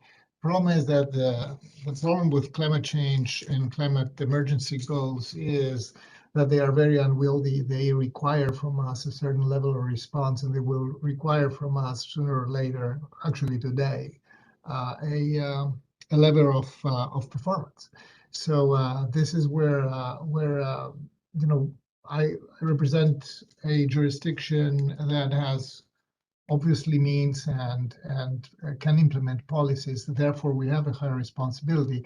I'm committed to work with everybody as long as we know with sufficient advancement what it really would take to help towards that consensus, so that we can see how we can share the responsibility according to our positions. Definitely, as Ms. Henderson mentioned, we are also on a pathway in our constituents, not just the members of the leadership. Our constituents ask us to accelerate. We have a very high level of felt responsibility to act fast and decisive on this.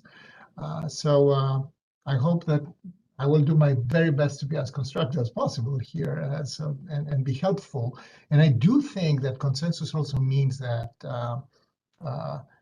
jurisdictions that have a higher accelerated position on that because they can would also help to the region as a whole to catch up with this pace. Thank you. We'll go back to Casey Kostick. Thank you. Just very quickly, for me, as some others have said, I think cooperative is maybe a better word than consensus. I think we want to cooperate with each other and find ways to work together. And I've heard a couple of people talk about their lack of resources or lack of capacity to do certain things. And I would love for us as a body to be able to look regionally and say, if you can't, you don't have the resources to do that, maybe it is actually more advantageous. Sorry for the siren in the background there. Maybe it is more advantageous for us as a region to, our jurisdiction to contribute to your jurisdiction to be able to help our region as a whole, or to seek some opportunities to make sure that we as a region as a whole are succeeding. And I know that is difficult and not always popular in our individual jurisdictions, but I think that is the point of this body, is to be able to help each other with those sorts of things. So that's something I'd like to see as we cooperate. Great. Mark Phillips. I think it's Phillips. I can't. Yeah, there we go. Thank you. Having computer problems, and like I said, I can't get my tech support to come help me. It happens to all of us from time to time. This is actually just kind of a question for technical clarification, because I note that the memo and Chair, your opening mentioned setting climate GHG reduction goals for the next long-range plan update. And at the last meeting, when we reviewed the climate change mitigation study and some other meetings we've had since, there's been some hesitation or pushback to set targets. So I just want to talk maybe for like a minute or two, like what the difference might be between a goal and a target, and which one is more effective at actually lining up that list of potential projects that each jurisdiction can choose from, and really like making sure the long range plan has an impact. Mr. Chair, I'm happy to take that question. Whether we call it goal, target, some other word in English language, that's not my first language. The intent is always the same. What actions can the member jurisdictions actually take to reduce greenhouse gas? We know by how much we want to reduce. There is a regional multi-sector goal. So the proposal is, let the TPB be the first sector to establish those same proportional goals just for transportation sector. So that would mean, if this board agrees, in a few months, the board will be for the first time adopting reducing transportation sector greenhouse gases by 50% below 2005 levels by 2030. To this day, no jurisdiction in the region has done that. The entire region does not have a transportation specific greenhouse gas reduction goal, right? So that is the first, to me, the most aggressive, proactive, very timely action that the board can take in terms of sending a policy message that we want to reduce our greenhouse gases on the road sector by 50% by 2030. So that's the goal. Then the set of strategies, whether they're 15 or 20 different strategies, whether those strategies are how to convert our fleet into clean fuel, whether how to reduce our vehicle miles travel, or whether how to improve traffic operational efficiency, any one of those, there might be 15 or 20 different strategies. Each of them will be contributing towards reducing greenhouse gas. The climate change mitigation study analysis showed how much each of those might reduce greenhouse gases. Increasing transit ridership may reduce greenhouse gases by 4%. Let's do that. Let's know, because we did a study, we know that. If you convert all of the vehicles into clean fuel, that might reduce our greenhouse gases by 14%. Okay, let's do that. So I think it's the strategies and the analysis that shows how much each strategy has the potential, to me, would be the most useful element of this exercise, if that's the way we go, so that then we can say in the next plan, we can look at those 15 strategies and say how many of these have been implemented.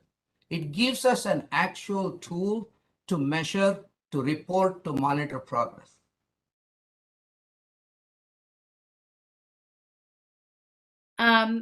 I apologize. Like I said, started off by saying I like to respect people's time, and we're 15 minutes over. And this is going to be an ongoing discussion. Like I said, the jurisdictions are going to be getting a questionnaire.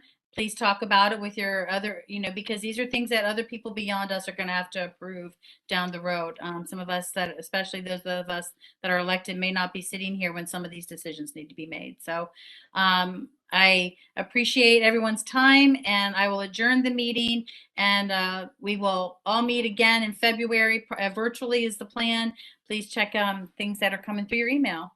And if there's anything else, Conte, I will be happy to let you finalize any comments if you feel there are any, because I can't see anything at the moment. I don't see anything else on the web chat. Okay. Thank you, everybody. You can stop my video if you want. Mute me. I don't want to leave the meeting because I need to be able to fix this.